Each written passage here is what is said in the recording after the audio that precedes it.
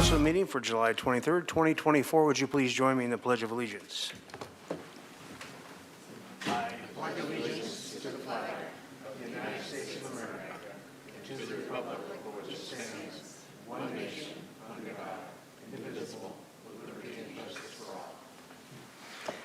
And Madam Clerk, would you call the roll, please?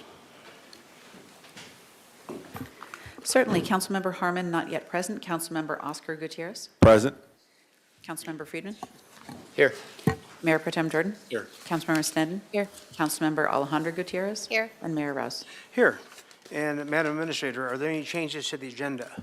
No changes. Thank you. Okay, we'll move on to consent calendar. Do you have some items to read?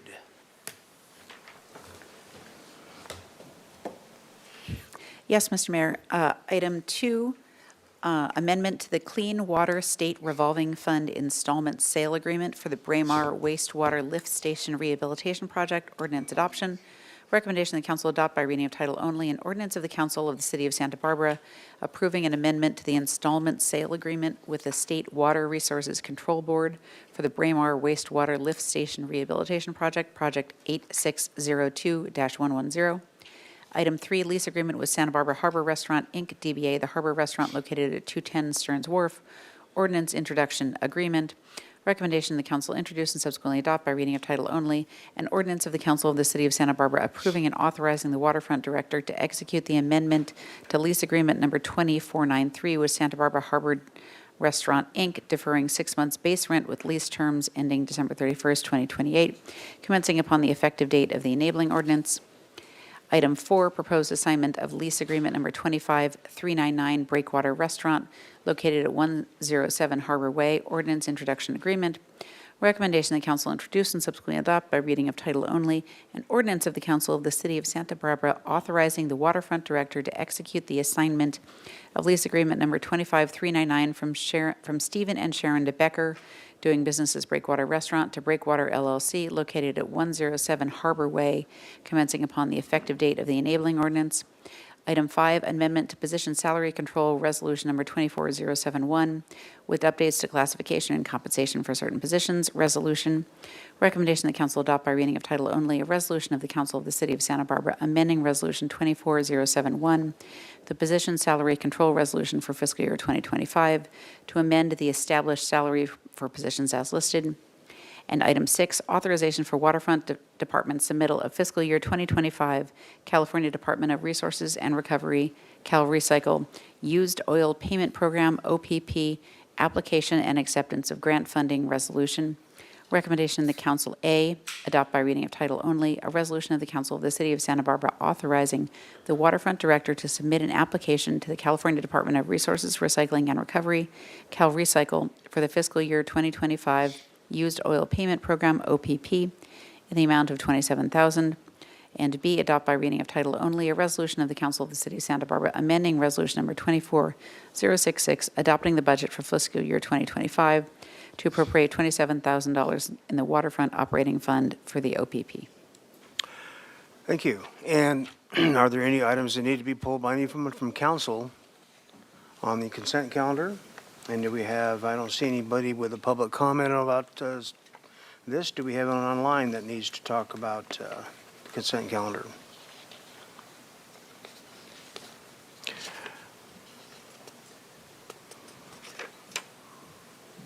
Recording in progress. Oh, by the way, we're here. Thank you. No attendees, no hands Okay, raised. very good. With that, I will entertain a motion for the consent calendar. Moved by Friedman. Second. Second by Oscar Gutierrez. May I have the vote, please? Yes, is a motion for the entirety of the consent calendar, motion by Councilmember Friedman, seconded by Councilmember Oscar Gutierrez. Go ahead and vote, please.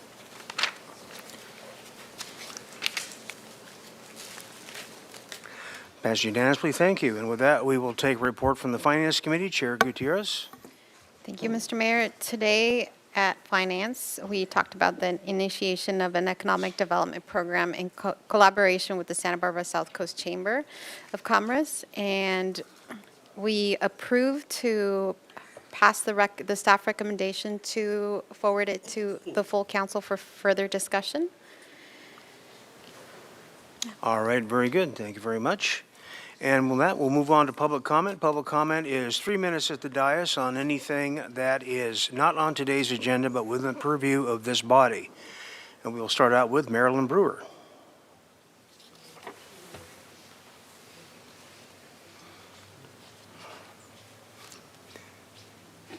Hello. I'm here on behalf of the homeowners at 350 Chapala Street in Santa Barbara to request that council amend the plan for the new downtown community benefit improvement district to exclude all owner-occupied residential units, including condominiums, from the district. The current version of the district boundaries, as previously approved by council, is discriminatory in that it excludes some residential properties, but not all. Of the 17 residential units in our building, 14 are owner-occupied dwellings, including 3 designated for low-income housing. As non-commercial property owners, we see no benefit to us of the proposed district, and it is unfair that we should be subject to a new tax just because our homes happen to be located within this downtown business district. And these kind of residences, of course, are something we want to encourage in our community and not discourage. So we're assuming that because council, the previous action by council already acknowledged that homeowners should be exempt from this district assessment, we feel that that extending it to all homeowners is just a logical extension of what you've already approved.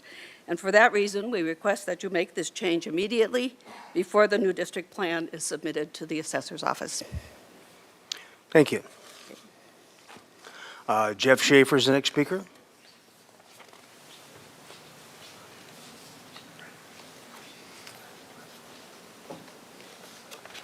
Good afternoon, everyone. Mayor Rouse, members of City Council, general public, and city staff.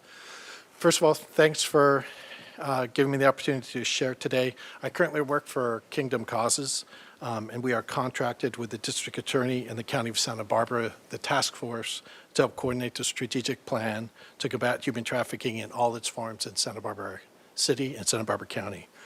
Our goal is to see that no one is bought or sold in Santa Barbara. So oftentimes when we share about the issue locally, people are shocked to hear that local girls and boys, men and women, are being sexually exploited and trafficked in our county.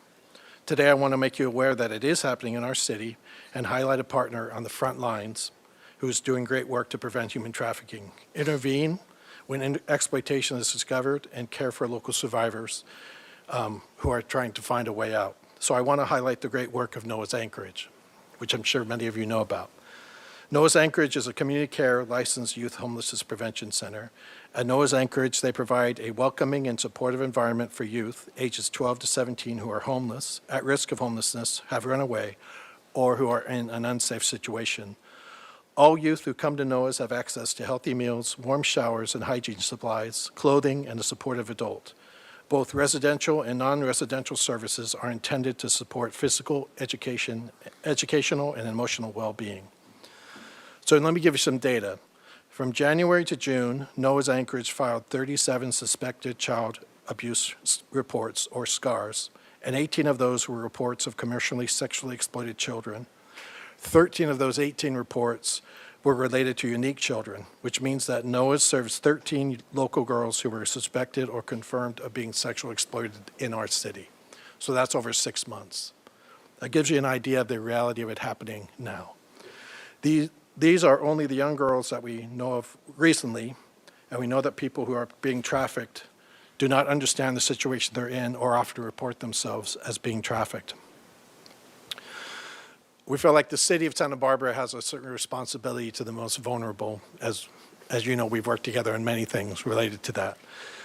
As council members, what we are asking for, kind of as our team, is that within your districts, you would be open to hosting forums or opportunities for us to educate local districts about the issue.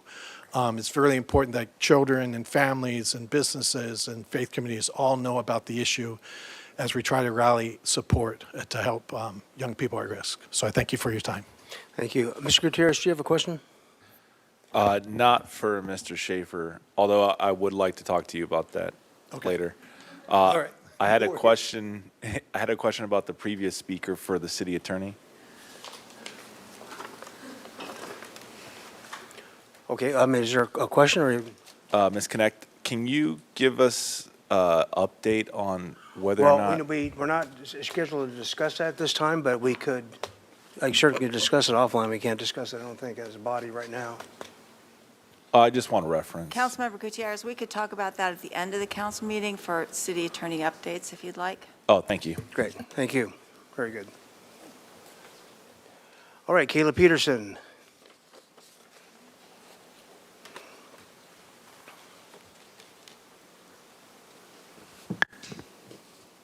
Mayor Rouse, members of City Council, and members of the public. My name is Kayla Peterson, and I've had the chance to discuss my role with the county's Human Trafficking Task Force with many of you, and Jeff has already kind of named some of the key things that we're working on, but I just want to kind of build on what he shared. Today, I'm here to represent SAFE Santa Barbara County, which is the Strategic Alliance to Fight Exploitation, to create a safe community for all the people who live here and kind of address the issue comprehensively. As you might know, the county has a 3-year strategic plan to combat human trafficking that's well underway. Informed by survivor input and the voices of service providers and subject matter experts like Noah's Anchorage that Jeff mentioned, the strategic plan is meant to tackle prevention of trafficking, protection of survivors, and strengthening collaborative partnerships. And Safe SB County was kind of created to be the fuel in the tank that propels these strategic plan goals forward through dedicated fundraising for these key efforts. And our county has numerous providers dedicated to caring for survivors, and SAFE serves to help build capacity for those agencies so that they can increase new efforts and sustain existing programs. In our work to address human trafficking, we recognize the vital importance of community awareness in achieving our strategic goals. Human trafficking happens right here in Santa Barbara County, right here in our city, and the first step to eradicating this form of modern-day slavery requires the attention and action of the whole community. We must face the reality of human trafficking and its impacts on children and adults in this community. So to this end, I want to kind of build on a little bit of what Jeff's ask was and ask that each of you host an awareness educational event in your district in partnership with SAFE. This event could be a documentary viewing, a panel discussion, a human trafficking awareness training, or a roundtable conversation about human trafficking, kind of whatever fits your neighborhood and your community best. So we would partner with you to fit the needs of your neighborhood, but also to be able to bring this awareness because we know that faith communities, parents, educators all play a role in ending this issue. Our hope is that this event provides community members with a better understanding of the organizations serving those at risk or experiencing trafficking here in Santa Barbara County and how they can help. If you're interested in more information on our work, you can find us at safesbc.org, or you can reach us at info@safesbc.org. So we'll connect with each of you afterwards if you are interested in kind of working on this event. But thank you so much for your time. Thank you. Next speaker is Lynn.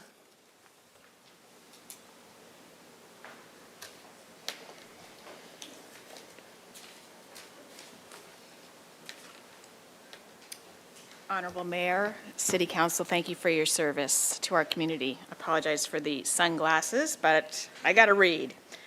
So I am here today to tell you a little story. I live on the Mesa. I like to walk down to the village and do my shopping. And on my way home one day, without my car, a woman, a beautiful, tall, Eastern European woman, young, came across my path, crying and frantic. No purse, no keys, nothing. Looking behind her, very afraid. And I didn't know what to do. And I said, like, can I pray for you? Like, this was the only thing I could think of to do. And I did. Just quick prayer that, like, God, I don't know, right? And as luck would have it, I went to a conference recently and I was introduced to this topic of sex trafficking. And it occurred to me that that is what I had experienced. I just feel that there is such a lack of knowledge in our healthcare professionals, in our schools, that these kids, especially kids from hard places, are being groomed, and it's very subtle, cunning, and baffling how it's done. A child that comes from a home where there might not be a lot of love there, maybe the parents are both working, maybe there's some violence, there's abuse, there's whatever. That child is in need, and someone comes along and acts like they're going to be your boyfriend and they're going to buy you fancy things. And my ask is that we create awareness. It's a PSA that goes out to every high school, even the junior highs, because I'm hearing it's 11 and 12-year-olds. And it's an awareness campaign to our healthcare workers, and it's an awareness campaign to the tattoo parlors that are putting the branding on these kids, the small, seedy hotels, the RVs, everywhere we can get the word out. And I'm happy to be on that task force. I'm happy to help you with PSA, have some experience in that, or just to be a community member to assist in that. Thank you. Thank you. Next speaker is, I'm going to apologize in advance for trying to mispronounce your first name, Birani Thomas.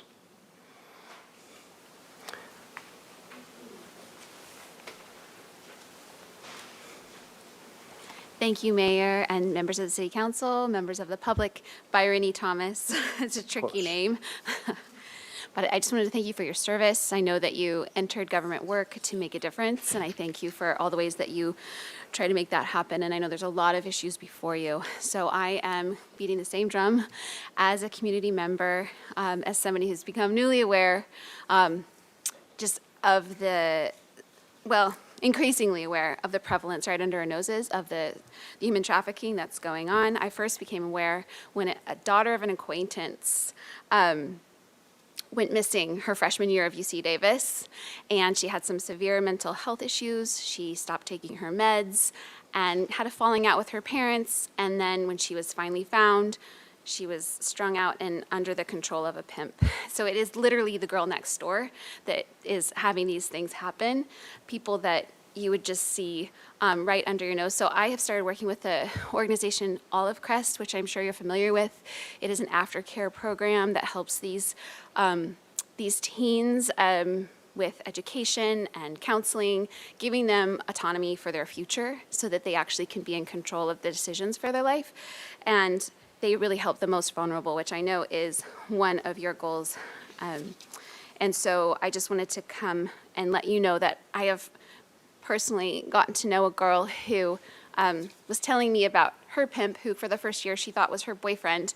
And he was like blonde-haired, polo shirts, like not our collective imagination of what a pimp would look like. So it really is all around us. And so I just would ask and urge you to heed the calls before me, that we would promote education and awareness in our community so that we can, we all were teenagers. Many of us as raved teenagers. We know that we have falling outs with our parents, and we need somebody to catch these kids so that they don't fall into the wrong hands. There's people looking for these vulnerable people that are at odds with their guardians and parents, and if we could public transit workers, education, healthcare, people who are going to encounter these young people in their time of struggle. It's just a really important thing, and we can make a really big difference really quickly. So I just wanted to thank you for your time. Thank you. Are there any public comment speakers online for general public comment? No, Mr. Mayor. Okay, well, with that, we will close general public comment, move on to council member committee assignment reports. Do we have any to report? Ms. Sned. Thank you, Mayor Rouse. We had a few. At HLC meeting, they took up the issue of the stone pines on Anapamu, and their recommendations, comments were unanimously to keep stone pines, continue to commit preserving the canopy, looking at ideas and maybe replacing them over time. And the issue goes next tomorrow, on Wednesday, to the Parks and Recreation Committee, and we also had some recommendations there to look at maybe our municipal code to see about some consistencies in how historic landmark trees are handled. At COMB, we heard about the water year, particularly relative to the endangered omicus, and they're having a great year, sort of a bumper crop year for the omicus, so that's good news. And then also at the State Street Advisory Committee, we did hold a straw poll on options of mobility, and staff will be working through those recommendations for next steps. Thank you. Mr. Gutierrez. Thank you, Mr. Mayor. We have been meeting regularly with various stakeholders in the community involving the housing crisis. The Housing Crisis Committee has been, or ad hoc committee has been meeting with them, and we're getting closer and closer to submitting our findings to the full council. Thank you. All right. If there are no further, we'll move on to our admin calendar. We have item number 10 to read. Item 10, Santa Barbara County Master Plan for Aging. Okay, Ms. Anderson. Good afternoon, Mayor and council members. I'm Barbara Anderson, Senior Assistant to the City Administrator, and I'm here this afternoon to introduce Margaret Weiss of the Independent Living Resource Center. She's Project Coordinator for the Master Plan for Aging, and she's here to provide a brief overview as well as a deeper dive into associated initiatives. So Margaret, come on up.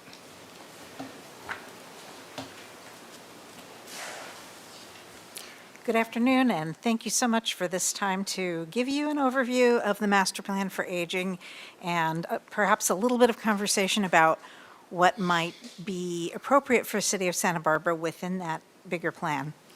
Do we have slides?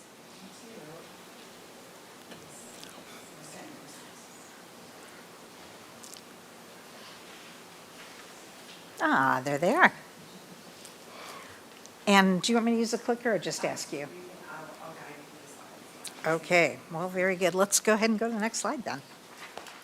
My purpose in being here today in part is to hope to inspire some thinking about incorporating the concept of aging into many of the decision-making processes that you are currently involved in and will be involved in the future. And I'm aware that the City of Santa Barbara is maybe ahead of the curve in that way of thinking. That's already something that I know is discussed here. It impacts such a wide variety of areas. Even the new Faro Center, which is such an exciting development, will impact some older adults because we know, if you've been following the data, and I think you probably have, that 1 in 2 people who are without housing are over the age of 50. So this is an issue that is affecting us across the board, and I'll give you a few more data points as we go on. But the Master Plan for Aging, just to give you a sense of what it incorporates, it is a blueprint for aging across the lifespan, and it's meant to address this demographic shift in which we as a city, we as a county, we as a state and a nation are experiencing something that we have never experienced before in terms of the growth of the percentage of older adults in our population. So lots to do to address the needs of that group. The Master Plan for Aging launched in 2021. And the first couple years, it was initiatives by the state of California, and most of them were aimed at actions for older adults, but also actions that will benefit people of all ages. And I'll expand on that a little bit more as I go on this afternoon. One important thing I think to note for all of us is that part of our purpose in the County of Santa Barbara in developing this action plan, a local master plan for aging, is to prepare us for some of the future, not only the future concerns, but future funding that may come down the pipeline to address the needs of older adults and disabled people. And you've all seen this in the past when you have a strategic plan and you have your initiatives queued up. It makes it more likely that we'll be able to benefit from some of the funding that we expect, both governmental funding and possibly philanthropic funding. Next slide, please. So the master plan is based on what they call 5 bold goals, and these are truly bold, aspirational, as some people have called them, and you'll see as we go through that there's nothing small on this agenda. The 5 bold goals are housing for all stages and all ages, health reimagined, inclusion and equity, not isolation, caregiving that works, and affording aging. So No small task there, right? And the goals actually get bigger as you take a deep dive into the strategies and initiatives that support them. So just to give you one example, under the umbrella of housing come things like transportation, emergency response, outdoor spaces for people to enjoy and be physically active in, and also climate resilience. So housing just got a whole lot bigger when you look at all those different elements, and each one of these goals has that same kind of expansiveness. We know that we're not going to address any of that in one fell swoop in any short period of time. We're looking to make some baby steps of progress and lay some plans to move forward in the future. Next slide, please. This is just kind of a summary of some of the things that Santa Barbara County is already experiencing. When this plan started in 2021, these are some of the initiatives that were initially brought forth across the state. And this was an investment like we have never seen before for older adults and disabled people, to the tune of $9.5 billion.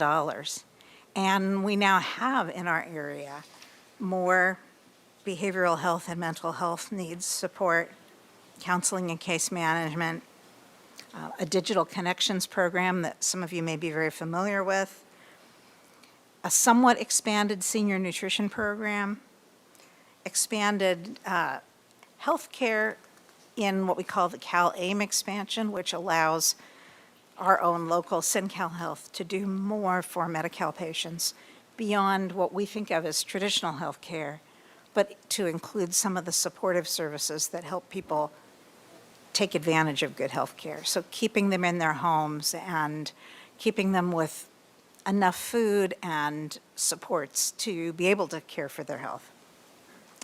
And we have a brand new Aging and Disability Resource Center that started last year that brought together Independent Living Resource Center, where I work, and the Area Agency on Aging into one resource hub. Let's go to the next slide. So all of that launched in 2021 from the state. And then in 2023, we were fortunate enough to get a local grant. There were 15 counties or regions that were among the first to get a grant to do a local plan. And so since July 1st of last year, we've been working on that plan. We've been building a really powerful, dynamic advisory committee. We've done some initial work on some of the goals and exploring options that we might have to address them. And you may have seen in your inbox yesterday, we launched a community assessment, and I believe that you all received an announcement about it. One of the things that we are tasked to do is to do a local assessment so that we have a really good understanding of the needs and experiences of local people. And granted, we are all kind of surveyed to death, but what we think is different in this survey is that not only have we been tasked to do it, but we've been tasked to really reach into the corners of the community that we don't always hear from. Underrepresented parts of the community, people who perhaps aren't English speakers, a wide variety of sectors that just don't often get included in this kind of an outreach program. So that's a big part of our mission. And, but we want to hear from as many people as possible.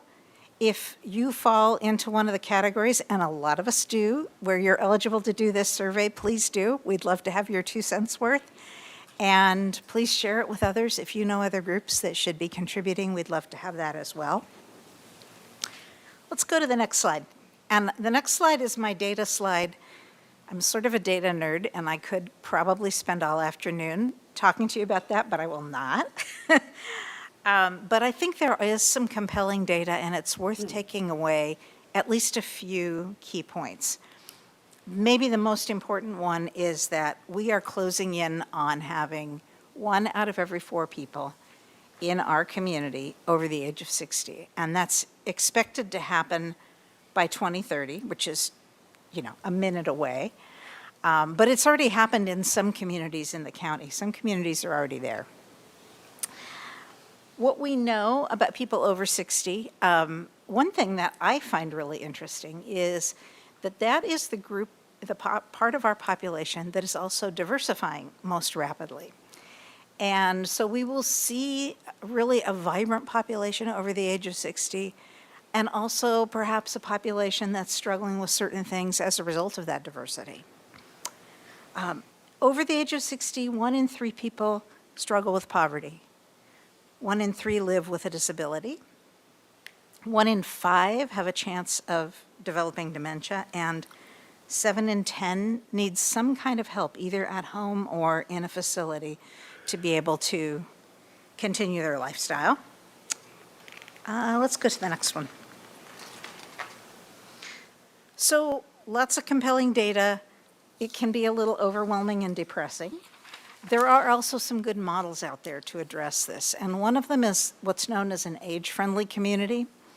And I believe Santa Barbara already has some aspects of that built in, but it's essentially beginning to think about how to design the community to be age-friendly and disability-friendly. And that includes things like walkable neighborhoods, having the resources people need nearby, access to good services, transportation options for people who maybe aren't using a car or don't want to use a car, and housing that's affordable and adaptable. A bonus that comes with an age-friendly community is it turns out that all of these things are things older adults will tell you that's what they want for their neighborhood. And it turns out that is also what younger families say they want for their neighborhood. So it really ends up being an across-the-board benefit. But the age-friendly designation is one that is well understood and becoming better and better researched. Next slide. I'm going to just mention this briefly, but the American Association of Retired Persons has a program called Age-Friendly Communities. And this is my only ask of the day, really, other than please fill out our survey. I think that is something you may want to consider for Santa Barbara. Maybe now, maybe down the road. But it is a designation that provides some direction, some structure. They provide some expertise. They have very deep pockets, and their resources are completely free to a city who sends in a letter and an application to join their age-friendly network. So there's a lot that you get back should you decide that's something you want to pursue. And as of today, there are 9 other states. California is one state. There are 9 states besides California that are age-friendly communities. There's 1 territory, and there's 837 cities. So that's an opportunity for Santa Barbara to consider. Like I said, it may be something you're anxious to do very soon or something down the road, but I think it holds some benefit. Next slide. This one I'm not going to spend any time on, but this just gives you an overview of what the age-friendly process looks like if it's something that you decide you want to pursue. And while Master Plan for Aging is around, we can help with the first couple steps on that continuum. And this slide, I would just point out the very last 2 bottom bullet points. AARP tells us that 68% of the communities that join do advance some kind of a policy change, and 86% overcome some kind of a barrier. And not all of these are huge. A lot of times it's something small, something that's fairly easy to accomplish and maybe well in alignment with your existing goals. That's a great way to start a project like that. Next slide. So I had an opportunity to meet with Mayor Rouse some time ago, and we talked about all of this, and I promised to come back with a report from AARP. They offer a report for every city in the nation called a Livability Index. And I really like the data in this report. Some of it is better suited to us than others, but it gives you a sense of where we're at in comparison to the rest of the country and what kinds of things maybe we want to think about working on. So a lot of people, when they look at this first score of 59, if I was your third grade teacher, that would probably be a bad grade in my book. But it is not on this particular survey because these are just comparisons from one city to another. And the average score in the United States is 48. So Santa Barbara City's score at 59 is actually well above average. The highest score in the country is 73. So nobody gets 100. This isn't like you can ace this test at 100%. There are 7 different categories on the right-hand side of this slide. Each one has multiple metrics, and nobody is going to do well in every category. And even within one category, probably nobody is going to do well at all of the metrics because all of our communities are unique and they have different things that influence these categories. So this is not a bad score, but I do think it's interesting to dig down into those 7 categories just a little bit and see where did this number 59 come from. Next slide, please.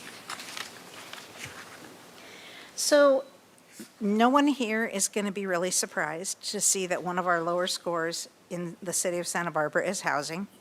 No shock, right? And it's really all about affordability and availability. And you know this, and it's something that you're already concerned about, but it's a challenge in the community, right? Another one that I think is really interesting, and I want to explain it a little bit because I don't think it's obvious. There's also a pretty low score under opportunity, and that may be a surprise to you. I'll tell you a couple of the metrics that go into that, and some of them Santa Barbara actually does fairly well on. One is the high school graduation rate, and one is access to jobs. And both of those areas, the score is not too bad, really. But those are 2 of the better scores. The big thing that Santa Barbara is struggling with, and this is why we're here, it's happening across the state, is that age diversity is getting worse. And we know that that's a problem. We will not have the younger people and the middle-aged people to work and support the older adults. And finally, another one that you're familiar with is income inequality is high in Santa Barbara City. And so that too affects that opportunity score. But that gives you a sense of the kinds of things they're looking at in their data. On the high end is healthcare. Healthcare is high throughout our county, and we benefit not only from our lovely climate and all the opportunities we have to be healthy, we also benefit from some state policies. Our state has really strong policies around tobacco prevention, for example, and we get some points on the metrics for that.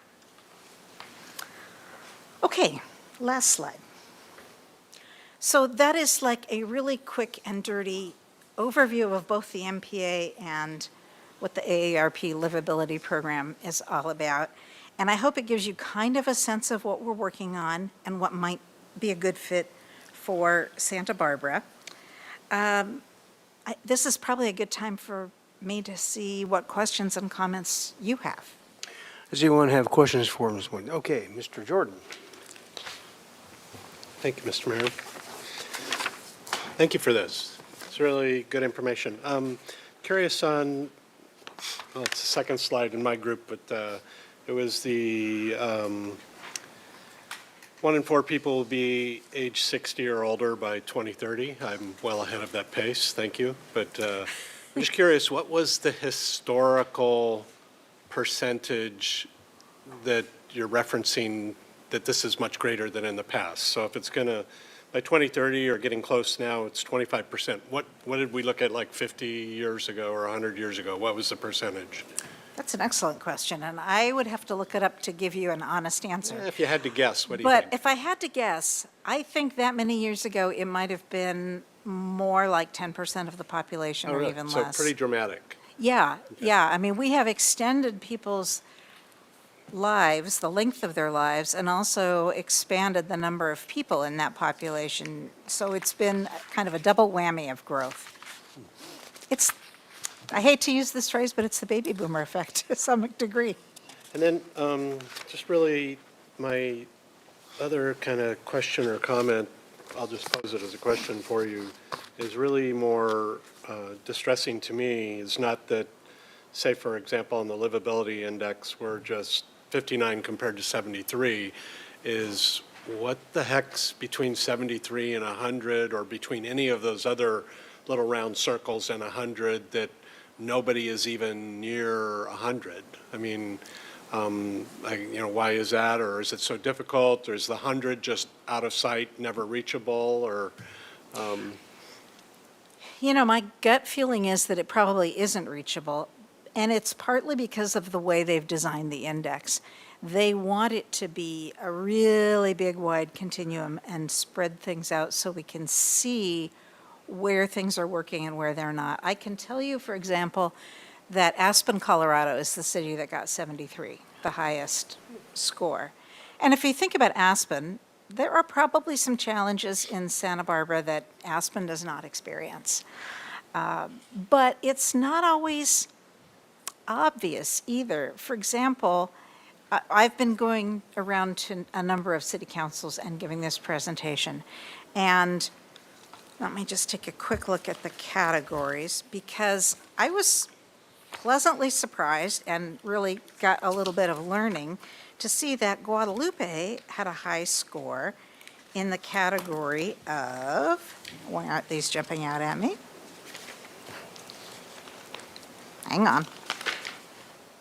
I want to say it was like neighborliness, but it was what they call engagement.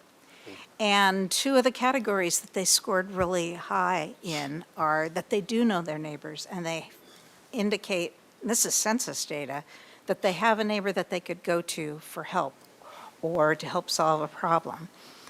Family support, it's that, that sense of community. Once I understood that, sure, that makes perfect sense. It's a small town, it's a really tight-knit community. They maybe scored higher in that one category than anywhere else in our community, although overall they weren't a particularly high-scoring city. And one thing I would add to all of that is you've got this in your handouts, but if you want to understand these numbers any better, look it up on the website, because that lets you drill down into the actual metrics to see how each number was created. And it's pretty interesting. Thank you. And I really appreciate the extra data there, too. And just to sneak in a comment, that delightful picture you have of the husband and wife nuzzling each other. Having lived through 4 parents who died already, it's not always that pretty of a picture. And many of the challenges you lay out here in data aren't really reflective of that. It's a much worse picture than that. And so all these numbers are worth pursuing an increase in. So thank you very much. I agree with you, 100%. Ms. Snedden? Thank you. This is the presentation that I had no idea I needed to hear. And this was amazing, actually. And thank you for taking the time. And I have some questions, and really because this data brings up some interesting ideas that I just hadn't framed this way. So one is just sort of maybe anecdotally, but we hear a lot about increasing homelessness in women who are over 60. They've never been homeless before. They're not living a bohemian lifestyle. They're just Social Security check, if they have one, isn't going as far. And where does that fit in? Is there a bubble of women who are over 60 who are facing this? And how does this plan address that, if so? So, yeah, that is very correct. We are seeing more people, particularly women, lose their housing because of affordability, and it's very often tied to the fact that Social Security does not really cut your living expenses in California, let alone in Santa Barbara. And of the 5 bold goals, the one on affordability has some initiatives proposed for shoring up people's income into later years. That is not my forte, so I won't try and give you too much information on it. It feels like to me, it feels like a very hard to reach goal, but at least they're beginning to recognize exactly what the problem is and what the numbers look like. And the numbers that you see when you look at, for example, the federal standards of poverty, don't fit our community at all. Here, you can have a whole lot more money than that and still be living an impoverished life. Thank you. And I do love the 5 bold goals and the idea that you mentioned of weaving those throughout different decisions instead of being a separate decision maker. So could you talk more about the age diversity issue and how, and really just expand on that if we don't have younger people or whatever ages, that's detrimental to the community as you're aging, and just maybe more detail on that. Sure. I think one of the best examples of that, and it partly because it's clear and also because it's very, very real, it has to do with caregiving. So the data point that I mentioned is that 7 out of 10 of us as we age will need some kind of a help, either help in our homes or we'll need to go to some kind of a facility for care. We do not have today the number of caregivers that we need to take care of older adults, paid caregivers. And that problem, if you look at projections, it's only going to get worse for some time to come. And there are some efforts being made to begin to make caregiving more of a viable and respected profession. Some high schools are offering that as part of an academy. And there are efforts from the state, some of which may even trickle down to Santa Barbara County, to improve wages through that Medi-Cal expansion program. But we have a long ways to go, and part of the problem is not only that we have not paid or respected those individuals well, but partly just the population shift. That's not work that people do into old age. It's hard physical work. And so we have an imbalance between the 2 age groups to be able to support that. Thank you. And then one more question about walkability. So is it just distance to services or grocery stores, or is it how inviting or safe those walkable paths are? Or I think there's sort of a lot of people who think that having to walk is not nice for older people. And just if you could help us understand that. Sure. And actually, there are a number of different ways to assess walkability in the community. City of Santa Barbara may have even done some of that in the past. But, it incorporates a number of different things. Safety, how easy are the walking surfaces to navigate, how accessible are services. Can I walk to a grocery store within a quarter mile or a half mile of my home? Or is it a 3-mile walk to the grocery store? Even for myself, and I love to walk. 3 miles to the grocery store and schlepping back groceries to the house feels really different than a half mile. But yeah, there are studies out there that can be implemented, and sometimes that's a great community activity that citizens can get involved in and, complete a little assessment for their neighborhood kind of thing, to give you a sense of where your challenges are and what neighborhoods are working really well. I think even realtors offer a score on walkability now. So if you look up a listing for a neighborhood, you might find that. Thank you so much. Any further questions? Are there any comments for this speaker, Madam Clerk? Online? No hands raised for this item, Mr. Mayor. Well, thank you very much. This is not an action item. So do you have anything further, Ms. Anderson, or? Okay. Thank you very much. Ms. Gutierrez has a question. A comment. A comment. I wanted to thank you so much for this presentation. There is a group of seniors that gather in my district twice a week, and that group has grown. There's now about 30 of them, and I will definitely share this information. And I was so happy you shared about the information of Guadalupe, because I have family in Guadalupe, and it is very accurate. Everybody knows each other, and so, thank you. This is, it's very dear to my heart, especially, I think, from the Latino community. We take care of our own, and our abuelitos, our grandparents, play a big role in our upbringing. So thank you for this information.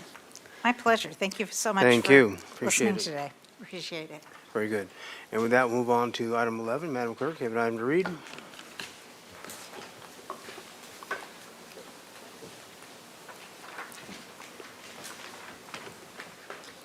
Item 11, establishment of an access to council pilot program with Legal Aid Foundation of Santa Barbara County, resolution agreement. Recommendation that council B, adopt by reading of title only, a resolution of the council of the city of Santa Barbara amending resolution number 24066, adopting the budget for fiscal year 2025 to approve an increase in fiscal year 2025 expenditure appropriations in the general fund in the Community Development Department in the amount of $250,000 to establish an access to council pilot program with the Legal Aid Foundation of Santa Barbara County, funded by general fund reserves restricted to an access to council program. Thank you. Ms. Doubles. Thank you, Mayor Rouse and City Council members. Good afternoon. My name is Laura Doubles. I'm the Housing and Human Services Manager for the city. Thank you for having us here today to present to you the establishment of an Access to Council pilot program with Legal Aid Foundation of Santa Barbara County. And a little background on how we got here today. On December 6, 2022, the City Council set aside $250,000 from the fiscal year 2022 General Fund operating surplus to fund an Access to Council pilot program. The goal is to provide legal services to low-income tenant households living in the city at risk of eviction. The need for the program is definitely highlighted in the County of Santa Barbara's point-in-time count that was performed back in January of this year.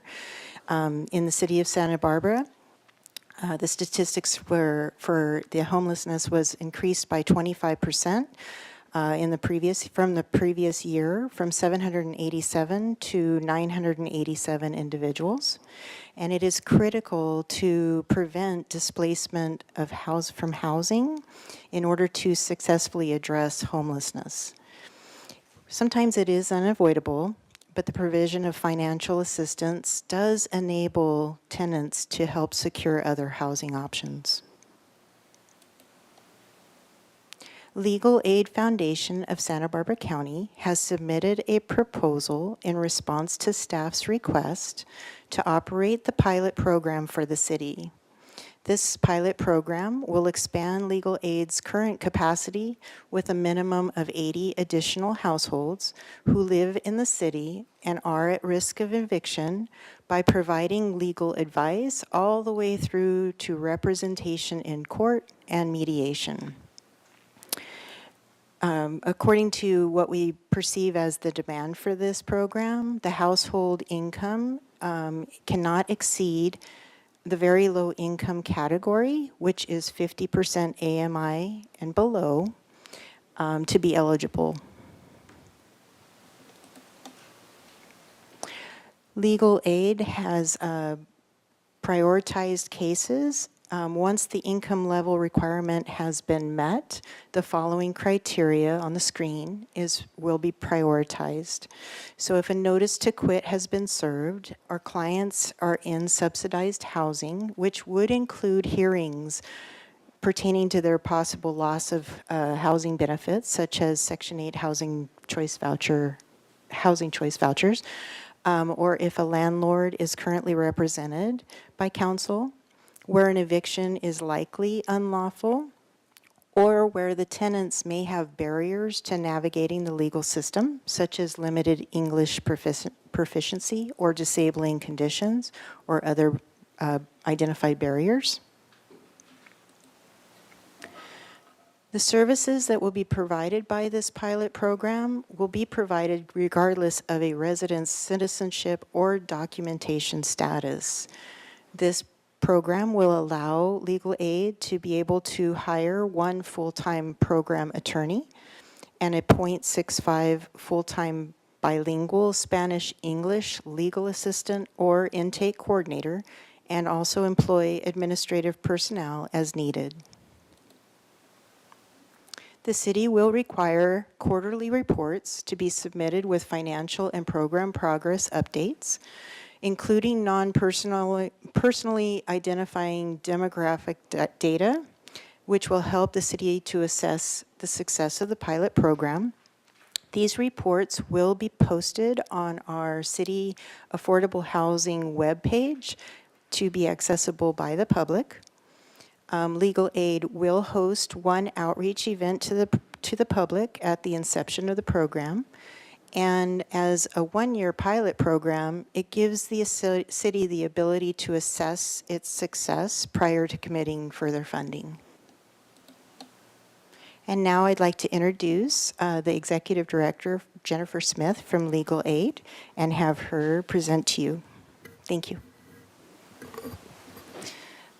Good afternoon, Mayor and Council members. My name is Jennifer Smith, Executive Director of the Legal Aid Foundation of Santa Barbara County. And we're excited this year that Legal Aid is celebrating its 65th anniversary. Let's see, so we have our mission statement on there. As most people know, if you're poor and accused of a crime, you're entitled to a lawyer. But in civil court, if you're facing an unjust eviction, or you need a civil restraining order against an abuser, or if you have any other civil matter that's impacting your shelter, income, or safety, you are not entitled to counsel. And this is known as the civil justice gap. So across the state of California and the nation, nonprofit law firms like Legal Aid Foundation of Santa Barbara County work to try and fill this gap. Next slide. So since 2012, Legal Aid has participated in a state-level access to counsel program. It's known as the Shriver Civil Counsel Program. This started back in 2012. There were 7 legal aid organizations across the state that received pilot funding for this project. And we have successfully competed for those dollars, and we have remained in the program since then. The program became permanent in 2016, and it's paid for with various post-judgment court fees. And there are now 14 Shriver programs across the state of California. Our program focuses primarily on housing and housing eviction.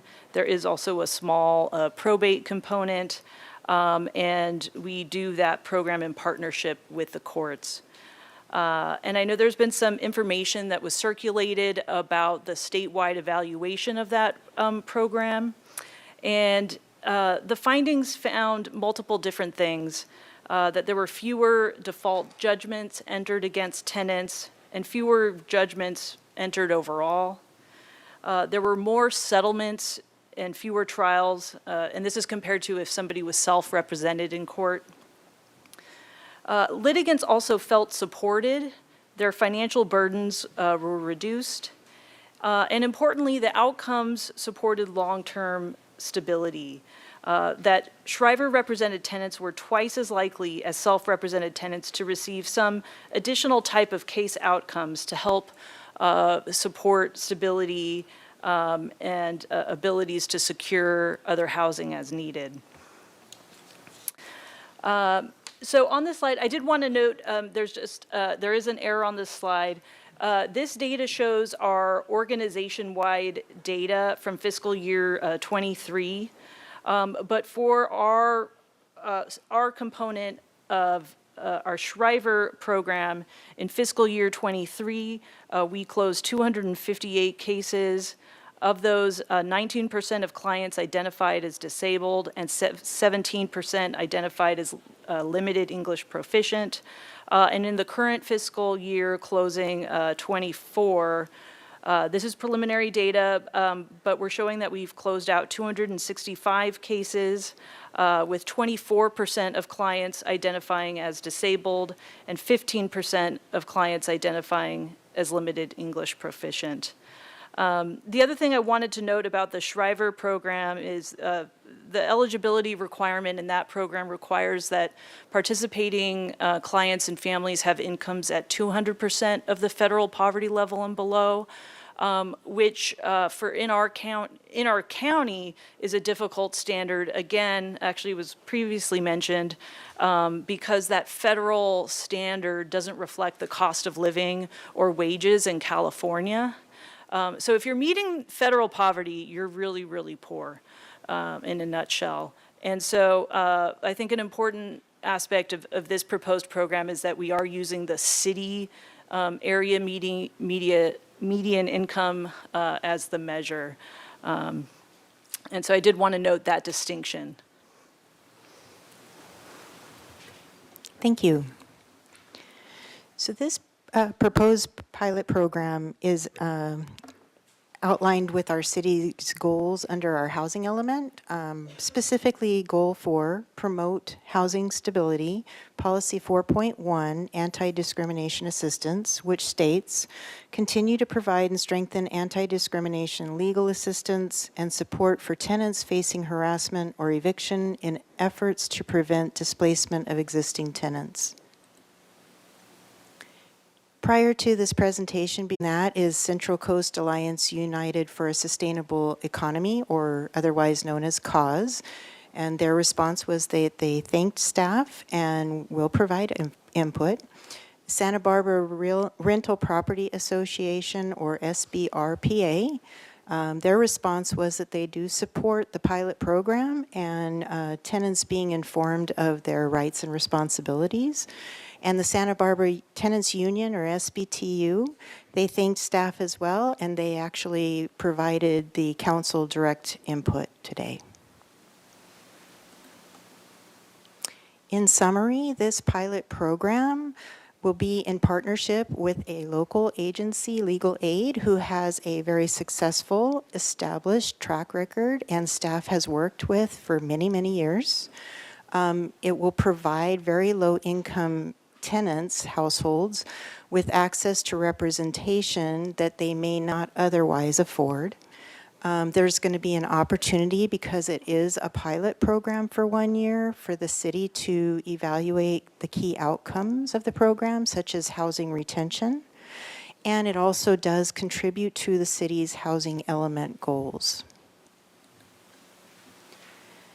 Staff's recommendation today is that Council A approve the establishment of a new Access to Council pilot program by providing up to $250,000 in funding to Legal Aid Foundation of Santa Barbara County to operate the program, and authorize the Community Development Director to execute such agreements and related documents subject to approval as to form by the City Attorney as necessary. And B, adopt by reading of title only a resolution of the Council of the City of Santa Barbara amending resolution number 24-066, adopting the budget for fiscal year 2025 to approve an increase in fiscal year 2025 expenditure appropriations in the general fund in the amount of $250,000 to establish an Access to Council pilot program with the Legal Aid Foundation of Santa Barbara County, funded by general fund reserves, restricted to an Access to Council program. With that concludes our presentation today. Ms. Smith and I are both here for any questions you may have. Okay. Thank you. To council for questions, Ms. Snedden. Thank you, Mayor Rouse. And so grateful to see this. We've been so supportive of this and waiting for it, and it's great to see it here. Thank you. So I have a couple questions. One, can legal aid handle the load? I know there's so much need in the community for all of your services, and is this one handleable? Thank you, council member, for that question. I think we proposed the both the numeric estimated target of clients served, as well as the income threshold, as a way to try to target and focus our scope of services and being mindful of the demand. And so that was our effort to be realistic under the circumstances. In my discussions with staff, we agreed that checking in on that metric, say in 6 months, may be warranted. I have a hard time imagining that things would be underutilized, but certainly that would be something that we would want to track along the way. Thank you. And I only ask that because I know how incredibly useful your services are and that so many people come to legal aid already. And it's so, thank you. And then I guess I had a question about what our metrics would be. We're getting the quarterly reports, and then you gave some examples. Will it be sort of similar to the Shriver program types of metrics, or is it will be, how many people would have been evicted otherwise, or like what kinds of things are we looking for success?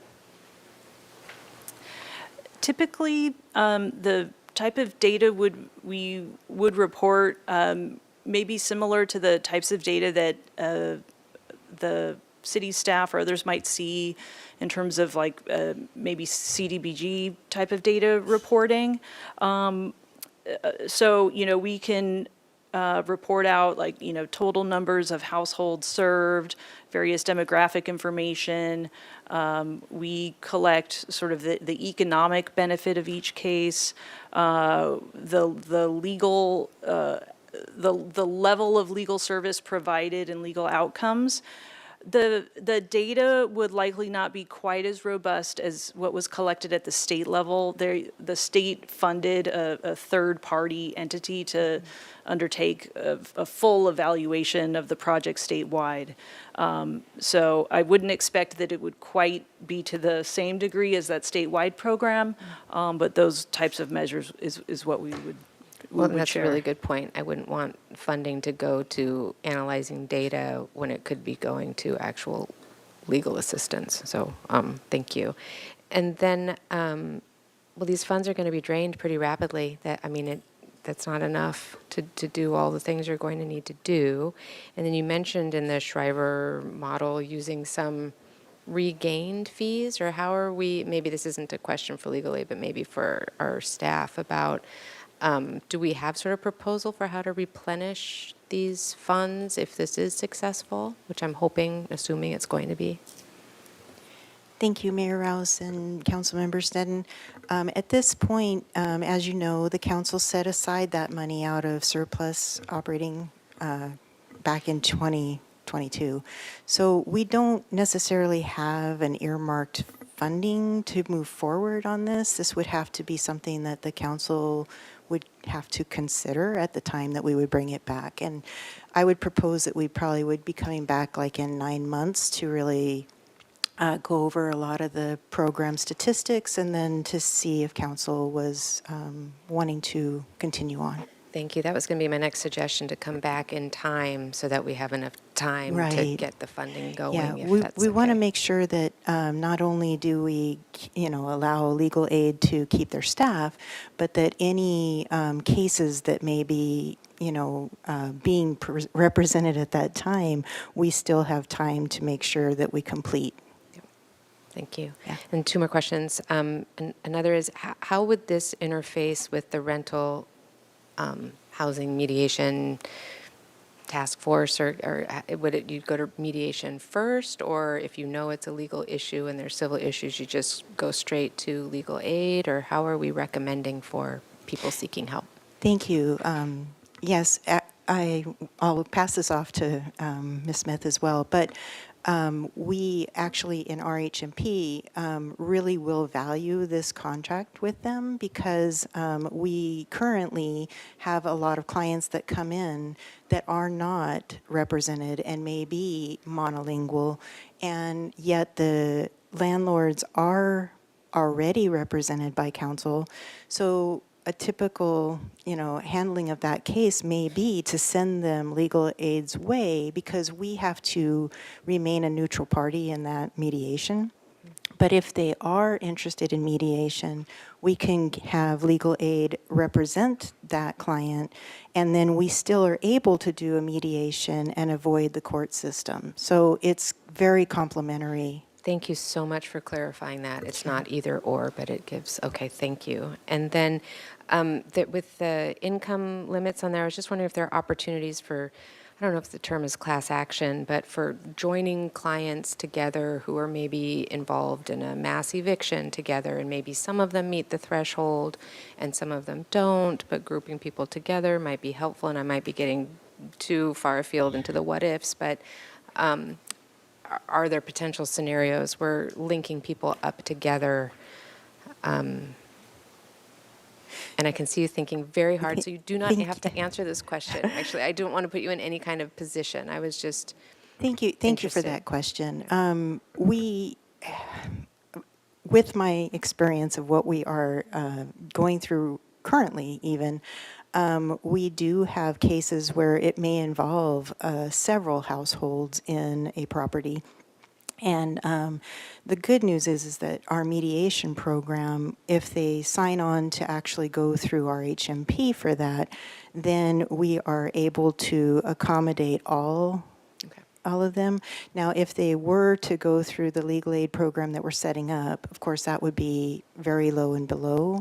So getting representation may require a little bit more evaluation on that end. I'm not sure how you would do that.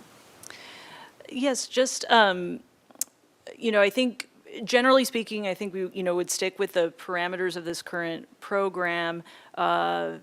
There may be opportunities to use other funding to serve other people. We also will frequently look at pulling in other outside counsel to assist where, folks might be more, even middle income. It's interesting. I think there's a perception that even a middle income tenant or high income tenant would have access to counsel, but even folks at those levels still struggle. So there are lots of gaps. So those are some of the things that we've done in the past is try to bring in other private counsel or others who may be able to assist. Thank you. I'm just so happy to see this moving forward. Thank you. Ms. Harmon. Thank you, Mr. Mayor. I totally agree. I'm very excited to be supporting this today, but I do have a couple of questions, and I've been on a little bit of a rampage today about how we spend our money, so I apologize in advance. I just want to make sure that I understand and we're very clear about the allocation of funds, and I think it's clear, but so I'm going to ask a couple questions to sort of get at this number and to make sure that this money is going to additive services, that the money is not going to replace existing services, but it's on top of what you're already spending. So it's, you said that the Shriver funding, let's just call it 265 cases you said this year. How many of those, to the extent that you know, and I know they're not final, how many of those are housing related? All of those, or? It's almost all, as a practical matter. Okay, so I guess we then can anticipate that next year the results that we'll get back would be something along the lines of 260 cases plus the 80 that we're paying for. Is that? That's correct. Okay. And I want to note, actually, my Shriver counsel are assigned to my Lompoc and San Maria offices. Okay. Okay, awesome. So just to confirm, this is going to be 80 additional cases, existing staff. I mean, I understand we're getting a new lawyer will be assigned or will be hired in your office, but that doesn't mean that the lawyer that's currently working on this will be shifted away from this. It's truly 80 more cases that you will be able to take on than you would otherwise be able to take on. That's correct. Okay, awesome. To the extent when we get the data back, if we could have some historical numbers about who has been served so that we can really ensure that there's been that bump up, that would be really, really helpful. Yes, I do want to note that the data is a little bit tricky from the 2020 to 2022 period because of some of the specific COVID-related protections, court closures. So I just wanted to note that data, our staff also changes periodically, so we're happy to provide that data, but just noting that our staff level doesn't always stay even, and it's been a weird few years. I hear that. Yeah, totally understand. I just want to be as clear as possible that this is not in place of existing funding, it's not in place of existing staff, but truly additive on top of what we would consider to be the baseline of today. And then my only other question, I didn't see this, and I apologize if I miss it. Presumably there will be some administrative costs that will come out of this 250,000? I don't mean administrative related to the pendency of the cases, but administrative for your office. Do you have an estimate of what that might be? That's included in our proposed budget. And is it 10% of the total? I don't have it in front of me. 20%? I'm sorry. I'm sorry, I don't have it in front of me. Yep. I apologize. 35,000. Or if someone could just tell me. We typically go by a cost allocation, so relative, because we receive various federal sources of funding, so we will typically allocate our administrative costs, Councilmember across the organization. I just did the math. It's 15% in the staff report. Does that sound right? 35,000? Yeah, 15% of the. That sounds about right. Okay. And thank you very much. Sorry, I didn't mean to put you on the spot. I just don't have the report in front of me. Ms. Doubles, do you, in your expert opinion, do you feel that that's appropriate for administrative costs? And presumably, those costs would be higher if we tried to administer something, given that it's not our area of expertise. Can you just speak on the appropriateness of that percentage going to overhead? Yes, thank you, Mayor Rouse and Councilmember Harmon.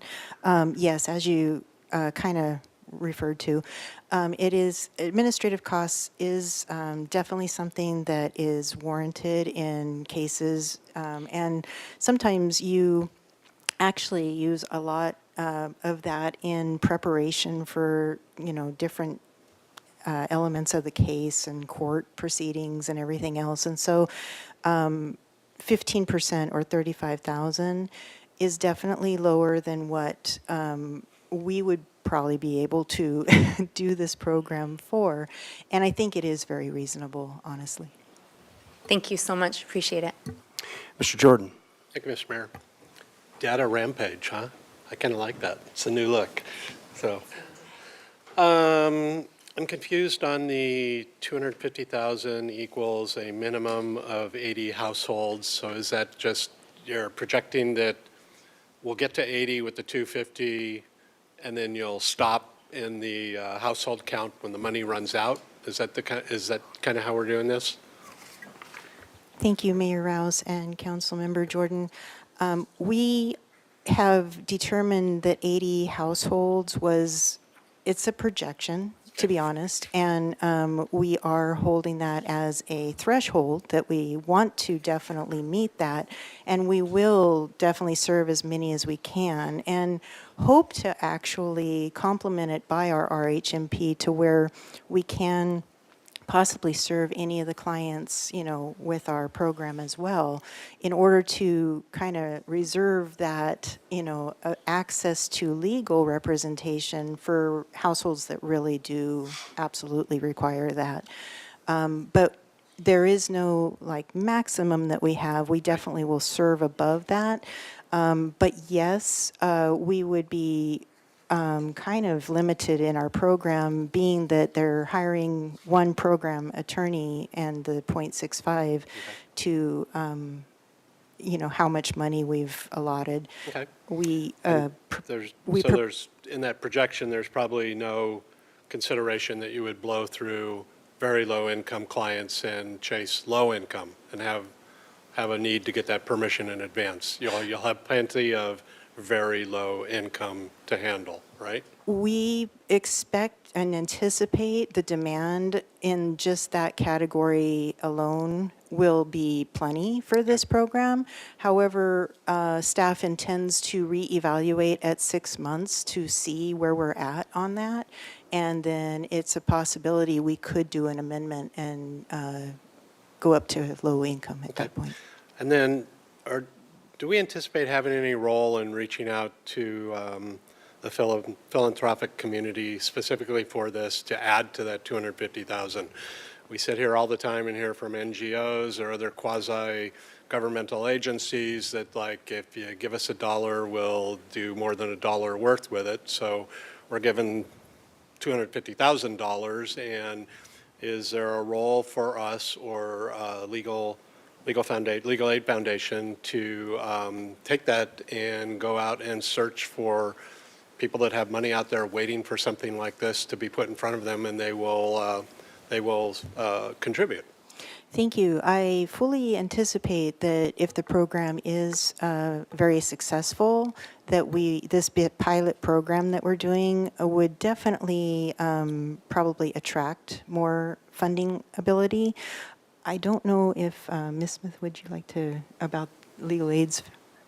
Certainly, yes. And I mean, to the extent, I mean, this would complement our existing funding, and I do believe that there would be interest from the philanthropic community. And even not to wait until like the tail end of a pilot, if somebody was sitting out there and wanted to give $10,000, $20,000, $50,000 or $100,000, is there a pathway between either us or your organization to accept that and add to this program's resources? Yes, Councilmember Jordan, there is, since we hold the contract with legal aid, we could accept that. However, it may not be in excess of what we've already done unless we do an amendment to the contract. But if it was something like maybe they want to contribute for a future year, then we would definitely be able to take that into account as well. Okay, and then you had a slide up, and I'm looking at the staff report, and there's like 5 or 6 triggers, let's call them. And the first one was notice to quit has been served. So it's a bunch of legalese there, so I just have a couple specific example questions. I don't understand where in this menu a trigger for an eviction notice related to rent eviction would fall, or if it does or doesn't. So so could you help me with that? And does it fall in there? Yes. So that first bullet, that some type of notice to quit has been served. So it would fall in that category. Okay. So notice to quit is a pretty legal phrase, right? Yes. So our process, I'm going to mess up the details, okay, but our process has like a 60-day notification with stuff, permits and statement and blah, blah, blah. And so I don't think that's a notice to quit. That's kind of like a notice that this is coming, but potentially, anecdotally or otherwise, you hear a lot of people being intimidated by that right from the start, whether legal or illegal. And so how does the illegal one that happens there get handled in this set of triggers? Or potentially illegal? That's, or, you know, the word you use is down further is likely unlawful. So a likely unlawful start of a process for rent eviction, is that clearly handled in these triggers? Yes, it is. Okay. And then I also don't understand where, Mr. Mayor, Councilmember Jordan, could I just clarify a little bit here? Because these are where cases are prioritized, and these are lists of things where unlawful detainer actions are being filed. You're speaking about our ordinance, which is where a tenant has been notified that they're going to be evicted, but the unlawful detainer action has not yet been filed.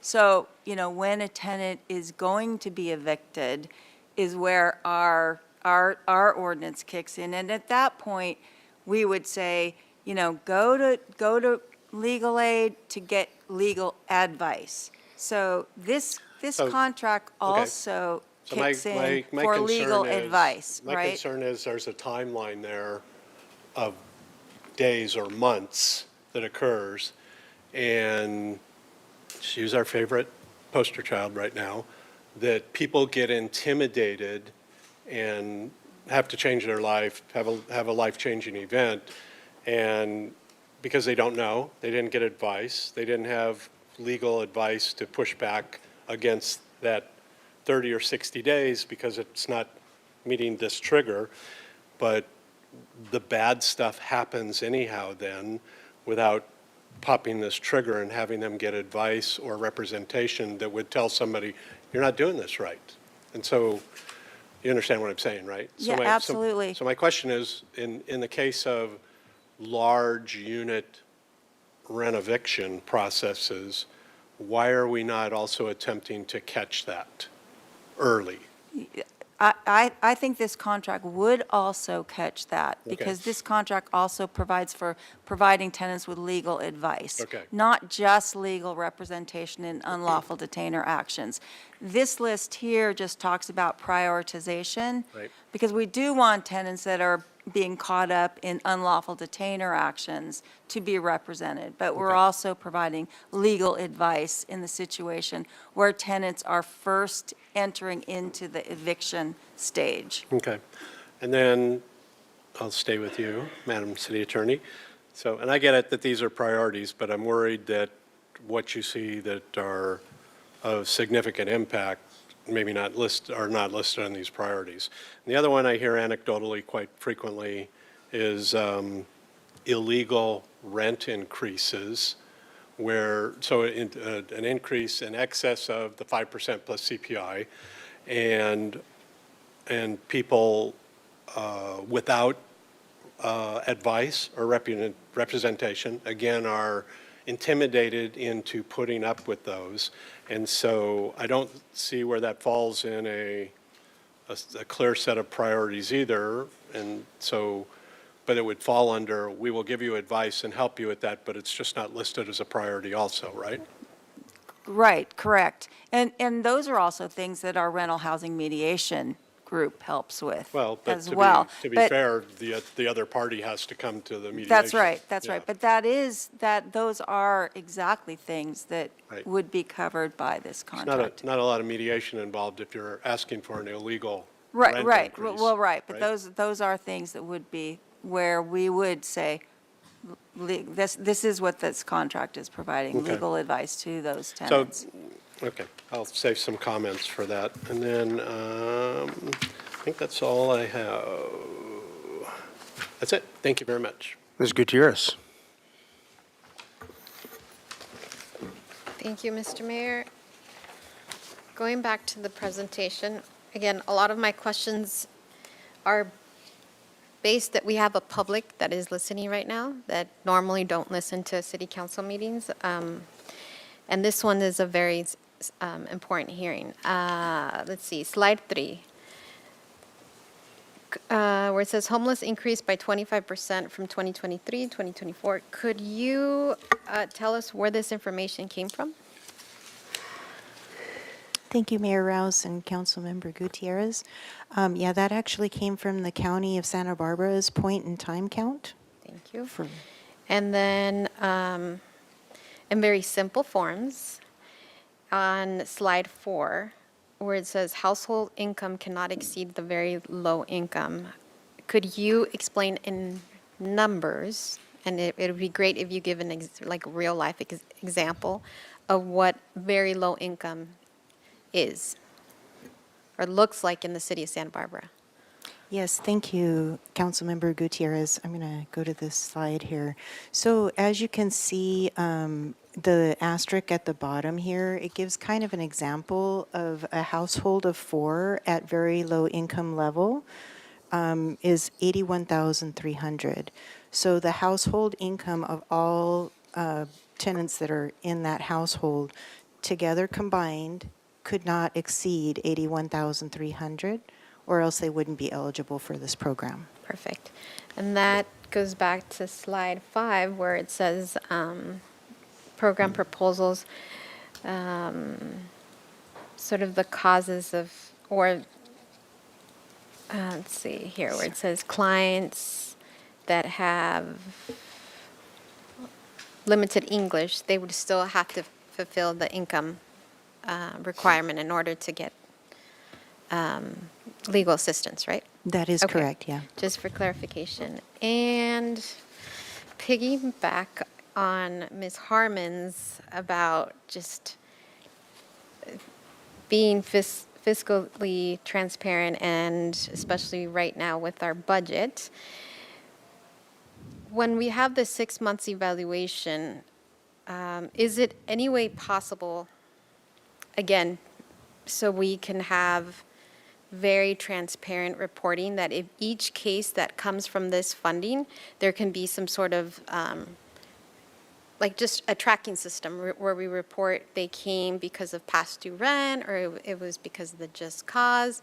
Is there any way that that can be presented in real numbers? You know, obviously we're going to leave names out, but the cases that, the reasons why legal aid took on this, specific cases.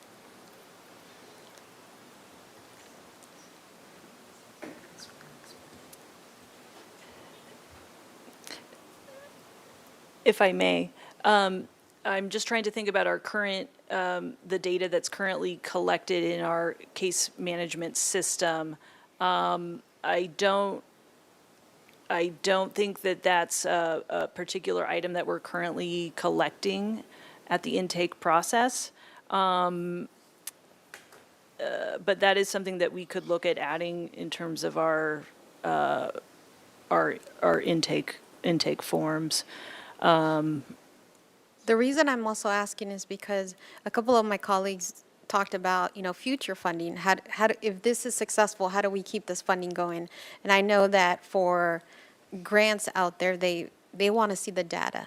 And so as we're starting to put structure onto this funding, I think it's really important, and just for our information as well, to have this information for the funding that we give. Mm-hmm. Thank you, Councilmember Gutierrez. Yeah, we actually, I don't know if you've seen our RHMP graphs that we do actually track those. So we'll be working closely with legal aid to hopefully resemble what we have for RHMP on if this was, a notice to quit, how much days were given, all of that information according to like this list. We'll work closely with legal aid to make sure that we come up with the same criteria for our reports. Especially because we've spent so much time also writing, the just cause ordinance, and I would like to see that feedback. Correct. Also, you had talked a little bit about mediation. So since we have the mediation program that's been very successful here, actually friends and families have used it in the past, so I know firsthand. I don't like to reinvent the wheel, and I really like to continue supporting the programs that we have in place. Is there any way, and again, I'm thinking preserving funding to give that funding for people that are in need. Is there any way that we can have the client go through mediation first, and then to be able to resolve solutions, and if we can't resolve it there, then we can recommend them to go to legal aid? Thank you for that question. Yes, I actually thought about this myself, and the problem with it is that oftentimes we don't even have that much time. That they've been given just an eviction, even a 3 days and quit. So these cases, how legal aid has or is going to prioritize them would be that they were going to handle those real emergency, urgent cases if there is time for that, and if both parties are willing. That's what's key in our mediation program, is to have both the landlords and tenants agree that they'll go through that path. Then we certainly would do that first. And then, basically have legal aid only assist the ones that really are at a point of you're going to be displaced soon. So yeah, we would try everything we could first. We oftentimes can't put that stipulation though, because either one party or the other is not willing, or we just don't have time. I understand. That's also another good point to put on when we track, making sure that those cases that are in this time sensitive, if we can also have that tracked. I think it's really important when we're going to report back, and especially to ask for more funding, and for everybody here to understand the reality, the need out there. I received a couple calls and emails. If this is mainly for legal aid, the funding that the city, some of the concerns were that the lawyers from legal aid using city fund, if they would be delaying, lawful evictions of non-payments. So how can we assure the public that these funds are going to be used directly to try to, solve a case as soon as possible? Yes, thank you for that question. In terms of weighing the different priorities, one of the items that our team considers is whether or not the eviction is likely unlawful. There are times where we are advising people, and we do an analysis and we review things, and we're advising tenants that we believe the eviction is lawful. That benefits both parties. It benefits the tenant to know where they stand legally, what their rights and responsibilities are. It is often helpful for the opposing party in terms of, again, right, our system presumes that both parties have an advocate and representation. It's helpful to both sides that both sides objectively know where they stand legally. So it's tricky to say because there can be requests for rent that are unlawful, right? If there's been unlawful increases, maybe the amounts listed are incorrect, things like that. So it's hard to say on a whole, but the merits of the case are something that we consider. We always have an ethical duty to zealously represent our clients under our professional ethical responsibilities. Thank you. Mr. Friedman. Thank you, Mr. Mayor. I'll just say now, I was supportive of the funding when we set it aside and supportive of it now, and it can't start soon enough. So just a question, it's more focused on the funding going forward or funding potential. And I just had some questions about the Sergeant Shriver program. I really appreciate in the staff report just the evaluation that's in there and all the metrics. It really puts it into perspective on the importance of this program.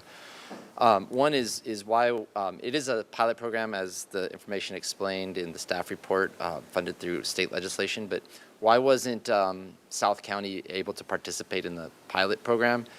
And then the second question is there going to be an expansion of it, and in the future, would South County, one, is North County secured to have this going forward in the future, and then two, could we potentially have that program expanded into South County as well if we're searching for funding?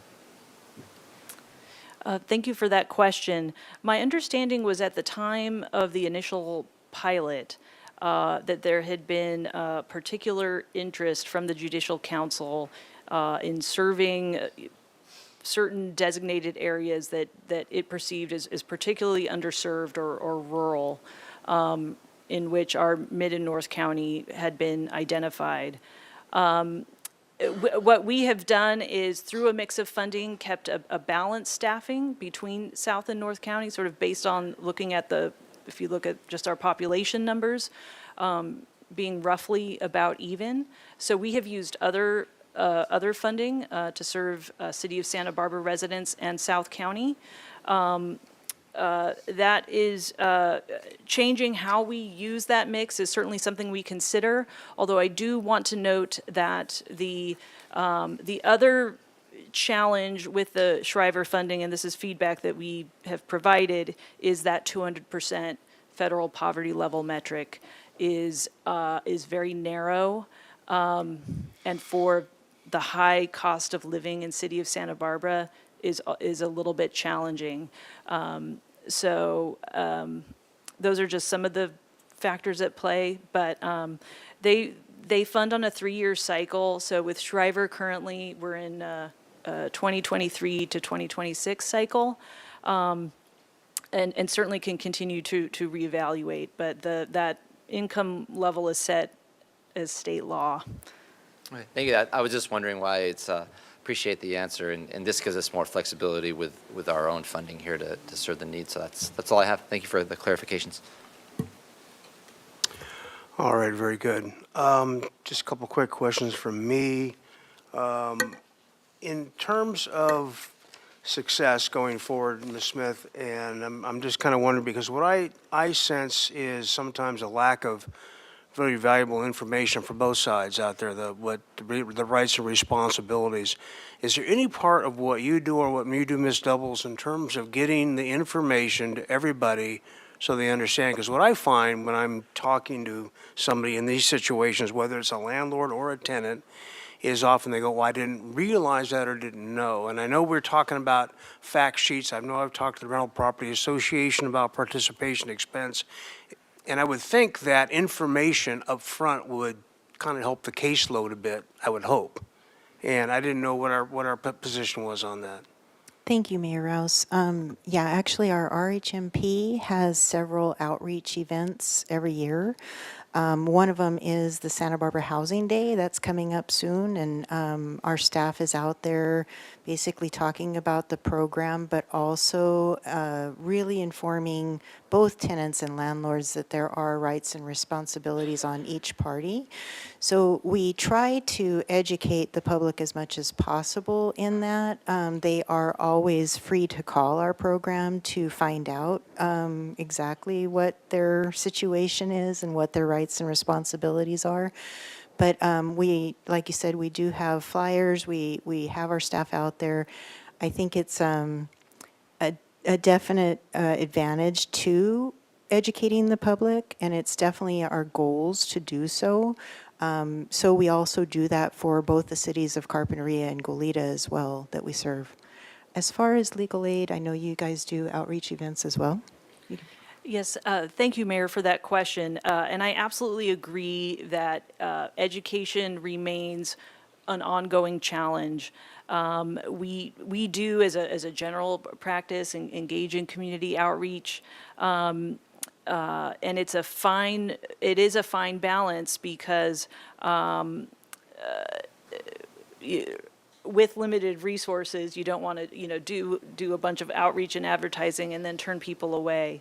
But I absolutely agree that education and outreach is critical. Another service that we provide is we provide self-help services. So we have a contract with the Superior Courts to provide information and self-help services at the courthouses.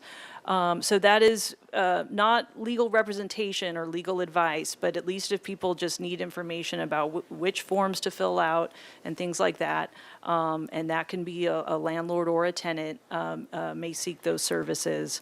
I would agree that we continue to also see some challenges with some unrepresented folks in the landlord community.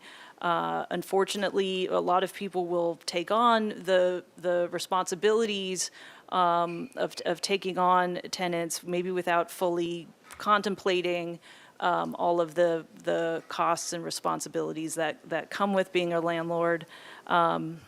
So it is something. It's an ongoing conversation, I think, in the legal community about how best to get information out.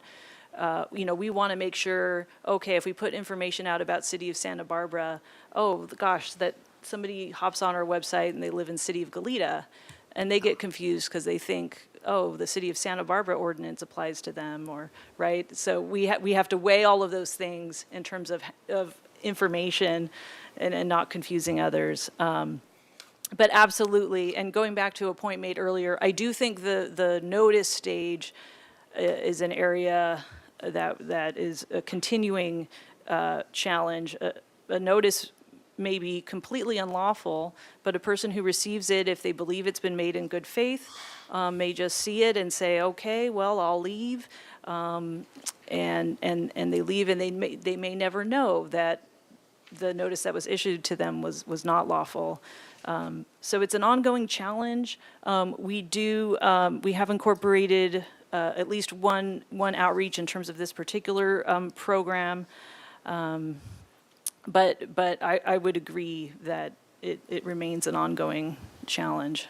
Well, and as either local agencies or superior agencies change the game board a little bit back and forth, I know it's hard to stay on top of it. There's not no such thing as a uniform lease between private parties. However, we require that there's a 12-month lease be offered, and all these things that sometimes both sides are, in my experience, surprisingly ignorant of it. And I don't think sometimes the action isn't willful. Sometimes it is, but it's not correct, and then we end up in these problems. So I'm glad for this program. But you mentioned about not wanting to turn people away, but when you, on slide 3, you talked about how homelessness increased by 25%, but you're not intending to assert that all that is caused by problems between landlords and tenants, right? I mean, that's... No, that's okay. not. I just was thinking, okay, well... Yeah, no, the point here was that this program is very much needed to help address, hopefully saving, households, Right. housing, instead of them falling into homelessness. Sure, no, and I realize that does happen. I just didn't want it to go forward like, oh, and by the way, we just increased our caseload by 200 clients, and that's not, okay, very good. With that, we're going to go to speakers on this item. And at this point in time, I will accept more speakers up until 4 o'clock on both online hands raised as well as in person. And we'll start out with Frank Rodriguez.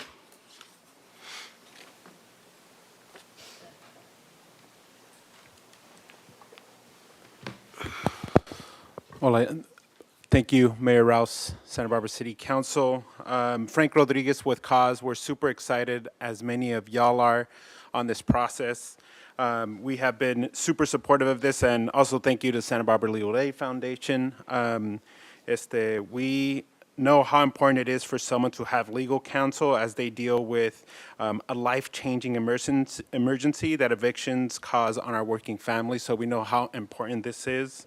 Thank you to Laura Doubles for reaching out to us, and also thank you to Jennifer Smith for taking the time to meet with us to answer a lot of questions, especially addressing the concern of making sure this provides full representation and clarifying that the contract does do that. We want to ensure that, and we heard from a lot of national partners that providing full representation just ensures that these pilot programs succeed, so we're excited. Also want to give a thanks to John Pollock and Sharon Jones with the National Coalition for a Civil Right to Counsel, who met with us and Jennifer Smith to really clarify best practices that are happening throughout the country and want them to be involved in this process. So we have been trying to connect them with you all, so we hope that happens. Overall, we want everything to be done so that this pilot program becomes an implemented program and is successful, so we're super excited on that.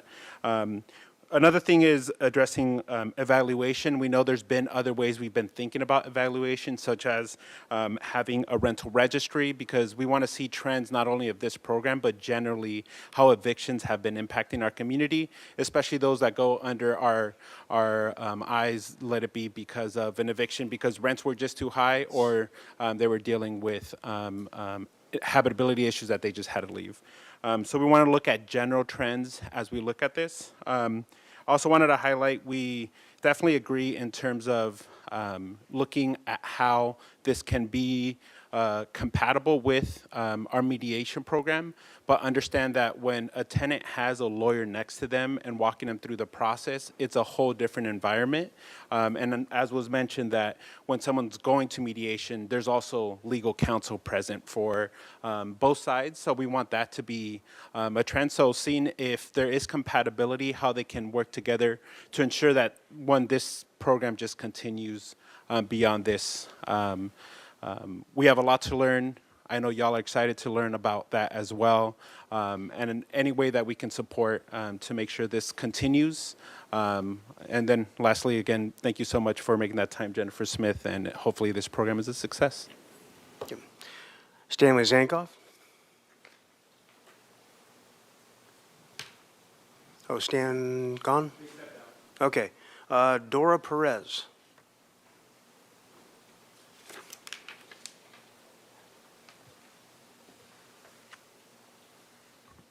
Good afternoon, Major Randy Rose and City Council members. I'm here. My name is Dora Maria Perez, and I'm here to represent community members and CAOS. So I'm gonna make my comment in English and Spanish. So yo estoy aquí para apoyar a la ciudad, que la ciudad de Santa Bárbara apruebe un derecho de tener un consejo, nuestra comunidad, de inquilinos, especialmente a las personas de bajos recursos que necesitan esta ayuda contra desalojos injustos. I'm here to support the city of Santa Barbara approves the right to counsel our community of renters, especially renters with no many resources, need this support to protect themselves against unjust evictions. Thank you very much and have a wonderful day. Okay, so Stanley, I called you up a minute ago, so you go ahead and jump up if you like. So sorry about that. Hello, Stanley Tankoff here. I'm here as the volunteer organizer and co-founder of the Santa Barbara Tenants Union. Sorry, just catching my breath. Just wanted to say, first big ups. This was totally just like a dream that we, tenants and advocates and some of you had been really like imagining, and then one budget hearing it like totally became reality. So I'm really excited about that. I shared an email with you all about some highlights on this. We have a tremendous need for full representation, not just legal advice for tenants. And I'm really glad to hear that in partnering with legal aid, clients will be fully represented and not simply given legal advice. It wasn't super clear in the proposal, but that's just my own limited understanding of it. And I think Councilmember Jordan, you brought up a really good point. I hope that including cases where there's bogus notices in the case of a renovation-based eviction, it will not just be legal advice, because I think that makes a really big difference. So would really suggest that minor tweak if it's friendly to legal aid and the city. And I'm glad that there's so much conversation and interest in laying the groundwork so we can really meaningfully assess this, see if it's worthwhile, and then potentially build off it, whether it's through public-private partnerships, and ideally, right, a steady source of revenue that's responsible. There's some really great local academic institutions. I'm going to mention their name, but it's not like I've asked them if they would do this, but the Blum Center at UCSB has been wonderful and interested in getting involved in the community and has been. And I think expansion of access to tenant representation is important to and essential to the well-being of our community's thriving possibilities. And I'm going to be the broken record here. It works really well in tandem with other tenant protections, such as a rental registry, which you all have heard so much about. It helps kind of really understand what the landscape is in terms of housing, so that we can go in clear-eyed as a city to know what tenants need, what our community needs overall. And I really want to echo the questions that Councilmember Harmon, Councilmember Sneddon brought up. I just want to ditto all those questions. And I think this is something we can celebrate. And I think that's really a wonderful thing. Thanks so much. Thank you. Are there any speakers online, Madam Clerk? Yes, we have one, one raised hand, Rob Fredericks. Rob Fredericks, please go ahead. Yes, hello. Good afternoon, everyone. Rob Fredericks with the Housing Authority of the City of Santa Barbara. I want to just give my full support for this action. The representation for residents is so important, and even though oftentimes I'm on the opposite side of the table, or our agency is, from legal aid when we're having issues with some of our residents and clients, it is so important for the residents and clients to have legal representation, and legal aid does a tremendously great job in representing where they can, and I'm in full support of this. So just wanted to provide that bit for all of you, and thank you. Thank you. Are there further speakers online? Yes, Mr. Mayor, we have one more speaker, and that is John Pollock. John Pollock, please go ahead. Thank you very much.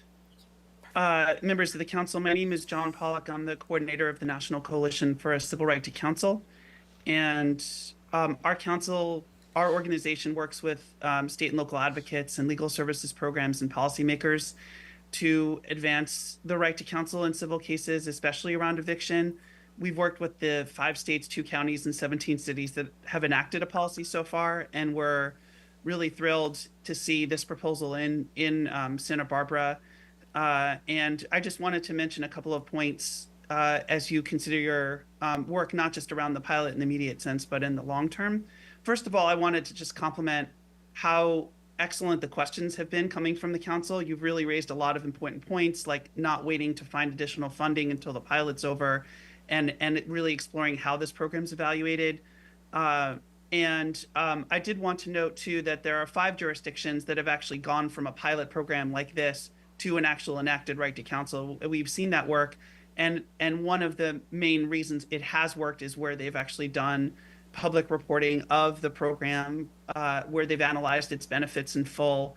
Even understanding this is a small number of cases, there's still a lot of benefit that can be drawn out of it as long as it's reported and analyzed. And I wanted to echo the comments that Stanley made about exploring university connections for data analysis. If there is a university willing to do that, some are willing to do that for free because it advances their university goals, and we've seen that around the country. I also just wanted to mention, I know there was a question about delay and whether the right to counsel would unduly delay, certain, non-payment cases. And what we would say to that is, I don't know the data for Santa Barbara, but from around the country, eviction cases last less than 2 minutes without counsel. And that basically, even if the eviction was lawful, and there are many things that have to be evaluated to determine if it is lawful, that there still have to be determinations of how long that tenant will get to move, whether the amount of rent debt will be reduced, whether the eviction will go on the record, and so on. And those are true so universally that you really need counsel in there to make those determinations. And the time that it takes to do that is basically what you're talking about, often a difference between homelessness and not homelessness. So that's something that we've really seen in programs around the country. The places that have enacted right to counsel, I'm not going to go through all of the data, but just highlight that, the places with right to counsel, like in New York City, it's caused 84% of the tenants to stay in their homes. It's 60% in San Francisco. 81% of tenants in Cleveland with representation avoided an eviction judgment or an involuntary move. And in Kansas City, the eviction rate before and after right to counsel went from 99% to 20%, just in the immediate aftermath of the passage of the ordinance. And in Toledo, about 88% of the tenants were successful in avoiding eviction. So we're just seeing, it's not just a theory that these programs work. We have the data from many, many programs around the country. Thank you very much. That's less time. Thank you. All right. With that, are there further speakers, Madam Clerk? No, Mr. Mayor. Okay. With that, we'll be back to council. Ms. Gutierrez? Thank you, Mr. Mayor. I will be supporting staff recommendation. I would like to make the motion when the council is ready. I am really excited about today because I actually came across community member that was going through a bad situation, and thank God that I was in the position of leadership that I was, and I was able to reach out to the city attorney. When she got her notice, she also got notice that she had cancer. So she had kids from elementary, junior high, and high school, and mediation didn't work. And because of the great relationship the city attorney and legal aid had, we the city couldn't take on that case, obviously. So I know firsthand the partnership that the city has with legal aid, and legal aid did an amazing job. It was really scary. Her first language wasn't English, and going to court was extremely scary, having on top of all her healthcare issues. So I'm very supportive of this staff recommendation, but I also would like the recommendations that I brought up early, like let's make sure that we're tracking all of the cases that this money is being used for, because it's only going to be able to provide transparency for the public and just a clear message on how this money was spent, but also looking into the future. So thank you. Mr. Jordan. Thank you, Mr. Mayor. So I'm clinging to the phrase celebratory because there's nothing here not to like. But I still have the same concerns that I've talked about already. And, we generally get into the game way too late. We get in at the end of the sickness, not at the start of the symptoms. And so, my issue with the triggers is maybe one of the triggers should also be number of units number of cases that are coming in that are from the same place. Because, as life-shattering as one person in a duplex or one person in an eightplex getting tossed out is, admittedly, 50 or 600 all being tossed out at the same time takes on an obscenity all of its own that seems to be lost in this process.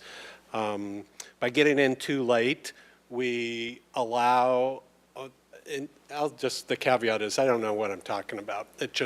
I just sniffed this, and I've learned to trust my feelings a little bit over 20 years.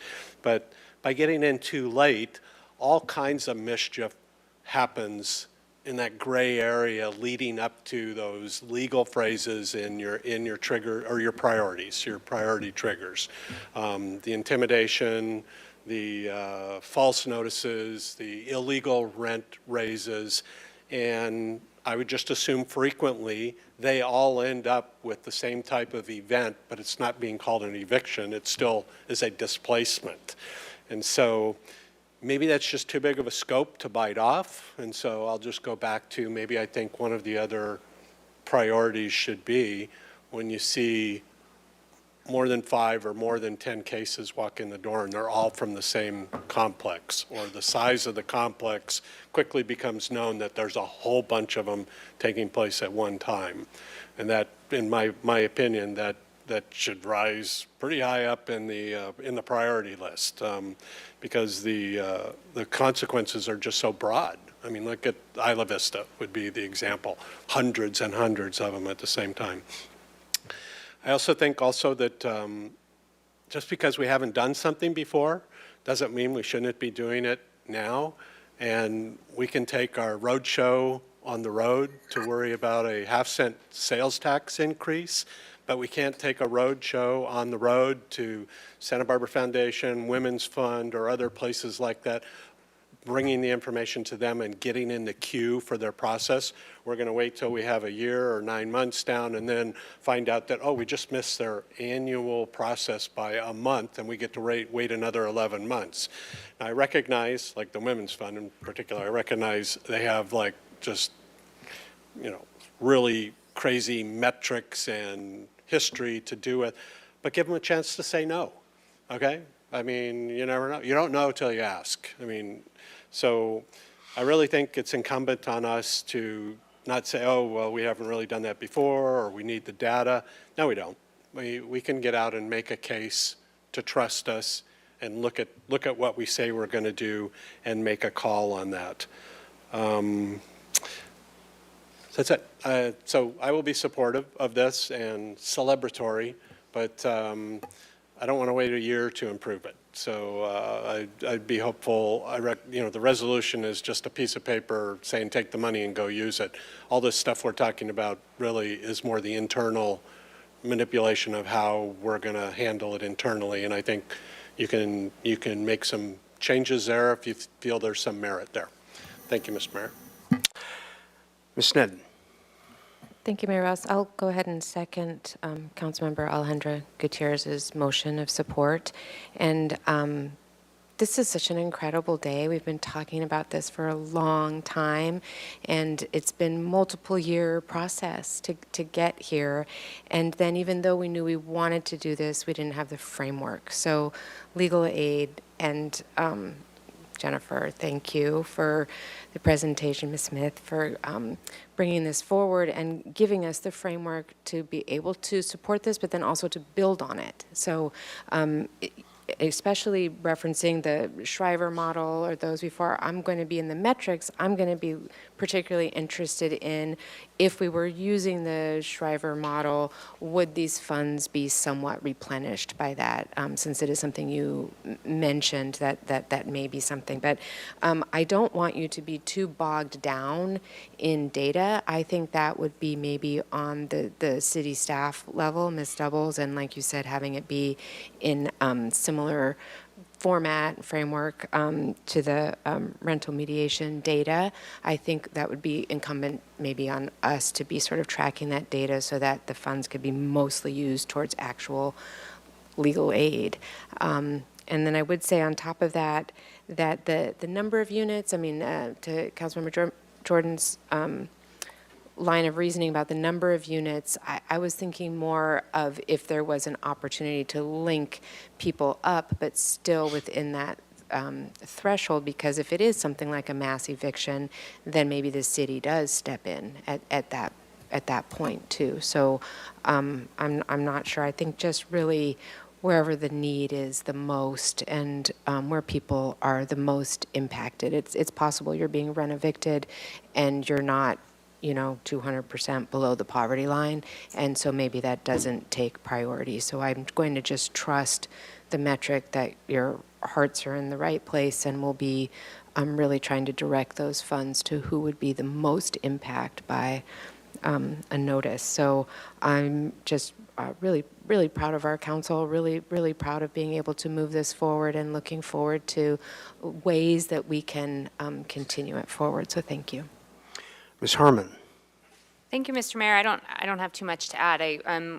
Just on the substantive point, I agree. I think there are going to be more people who need to be served than we could possibly serve with this amount of money without adding more frameworks to this. I leave it in your capable hands to the extent that there are changes or bring it back. But I wish this were not the case. But I feel very strongly that this money will not.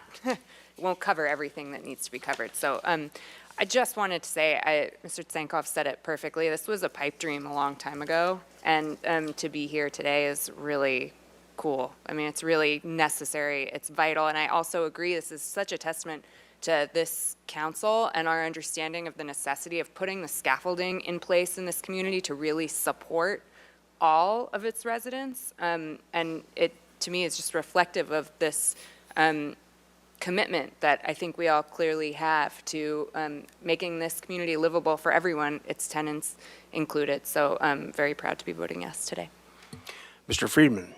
Thank you, Mr. Mayor. I agree with everything that's been stated by my colleagues and those speaking in public comment today, and fully supportive of this. And it shows that what we've been told and communicate over time is having access to legal representation and/or advice significantly improves the outcomes for tenants who often don't have it and many times don't have it.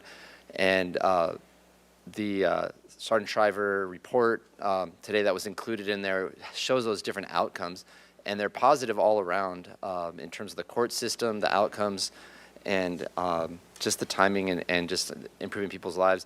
And I also do want to appreciate all of my colleagues, because a year and a half ago or so, when we had that one-time surplus, which we knew was going to be one-time because it came out of COVID and the giant surge in hotel and sales tax that was for that one specific year, we had a lot of requests that we could have spent the money on.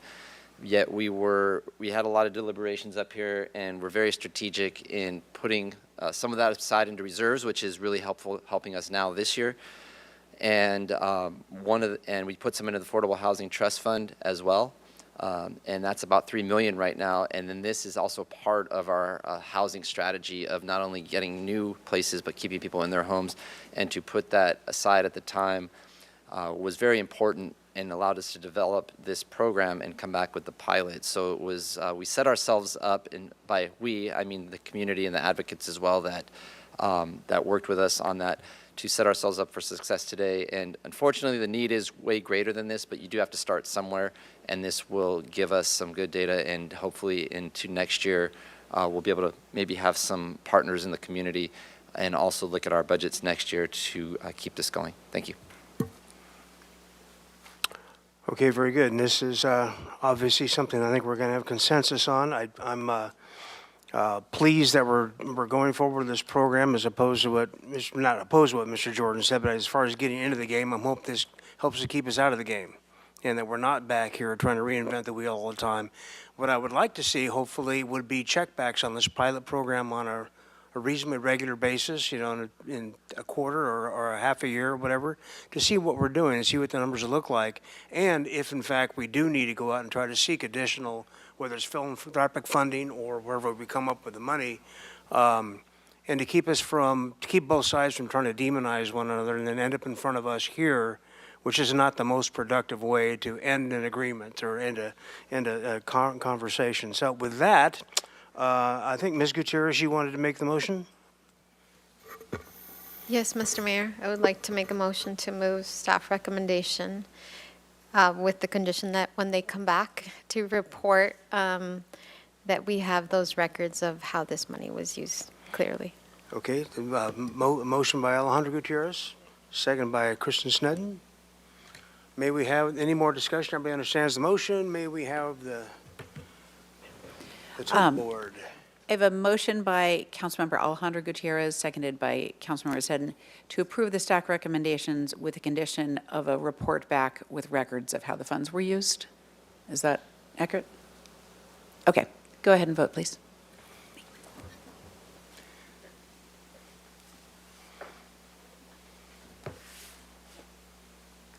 And that passed unanimously. Thank you very much. Well done. Nice job by staff, by the way. Thank you.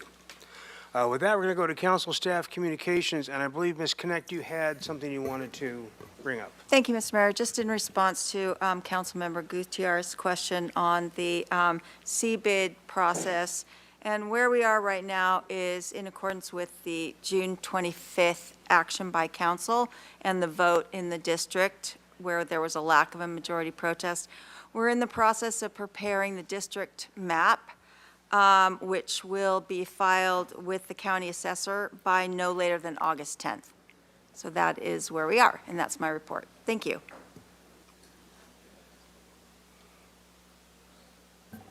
Thank you, City Attorney Connect.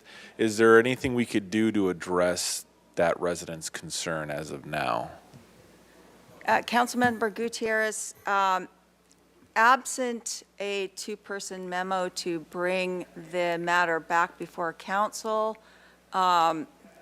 there is not. In fact, you'd have to redetermine the assessment in order to do that. And there are no council meetings until August 20th. So the soonest we could get any matter before the council would be August 20th. So, and we have to file the assessment map by August 10th. So at this point, we cannot redetermine the assessment at this point.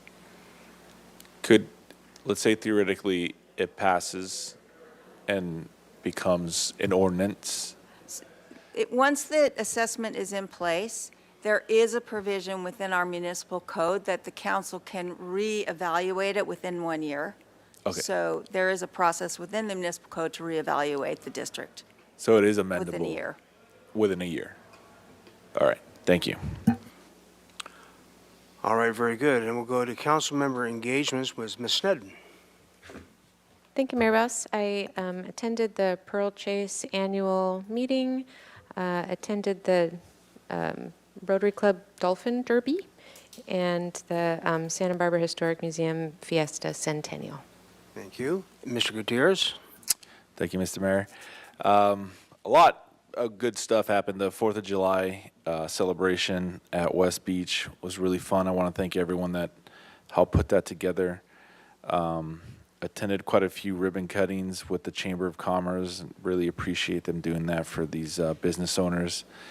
Attended the State of Black California at Santa Barbara City College. It was really good to see a lot of influential African American community members there speaking about ideas and experiences they've had here for the community. Also, the Mission Car Show at the Mission was really fun and entertaining to see a lot of classic cars. Also attended the Fiestas, the Historical Museum's Centennial Celebration. A lot of really cool history. I encourage everyone to go. Attended the NAACP meeting. They're working on a lot of good stuff, and they too commented on how sometimes difficult it is to work with Parks and Rec for planning events. So we can discuss that later. Also attended the Dolphin Derby, which was a great fundraiser for the Notary. Let's see. Attended a memorial service celebration of life for our homeless residents that had passed away. Attended a meeting with our new city administrator and some downtown West Side residents. Attended an event at Ortega Park honoring our Native community, and participated in a neighborhood walk along our historic district with 3 different groups explaining the history, the complex history of Old Spanish days and fiestas. And that was really fun to experience. Attended a East Side Boys and Girls Club barbecue. It was good to be able to connect with some of the old timers there. And let's see. Yeah, there's a few other things, but I'll leave it at that. All right, very good. And I was able to welcome the Fish for Life group from Dana Point, who came here for the first time. They take out special needs kids and their parents and sponsor them in a fishing derby for the day. And that was pretty cool to see how incredibly happy these kids were, and some very, very grateful parents. So this is something we hope will become an annual tradition up here in Santa Barbara. And with that, I believe we are adjourned. What's that? August 20th? Adjourning time, sorry, what? Oh, I'm No, we have July next week. 30th, but we We're only here next have it, we only have consent calendar items. Don't leave me here all by myself. Jeez Louise, it was lonely enough again.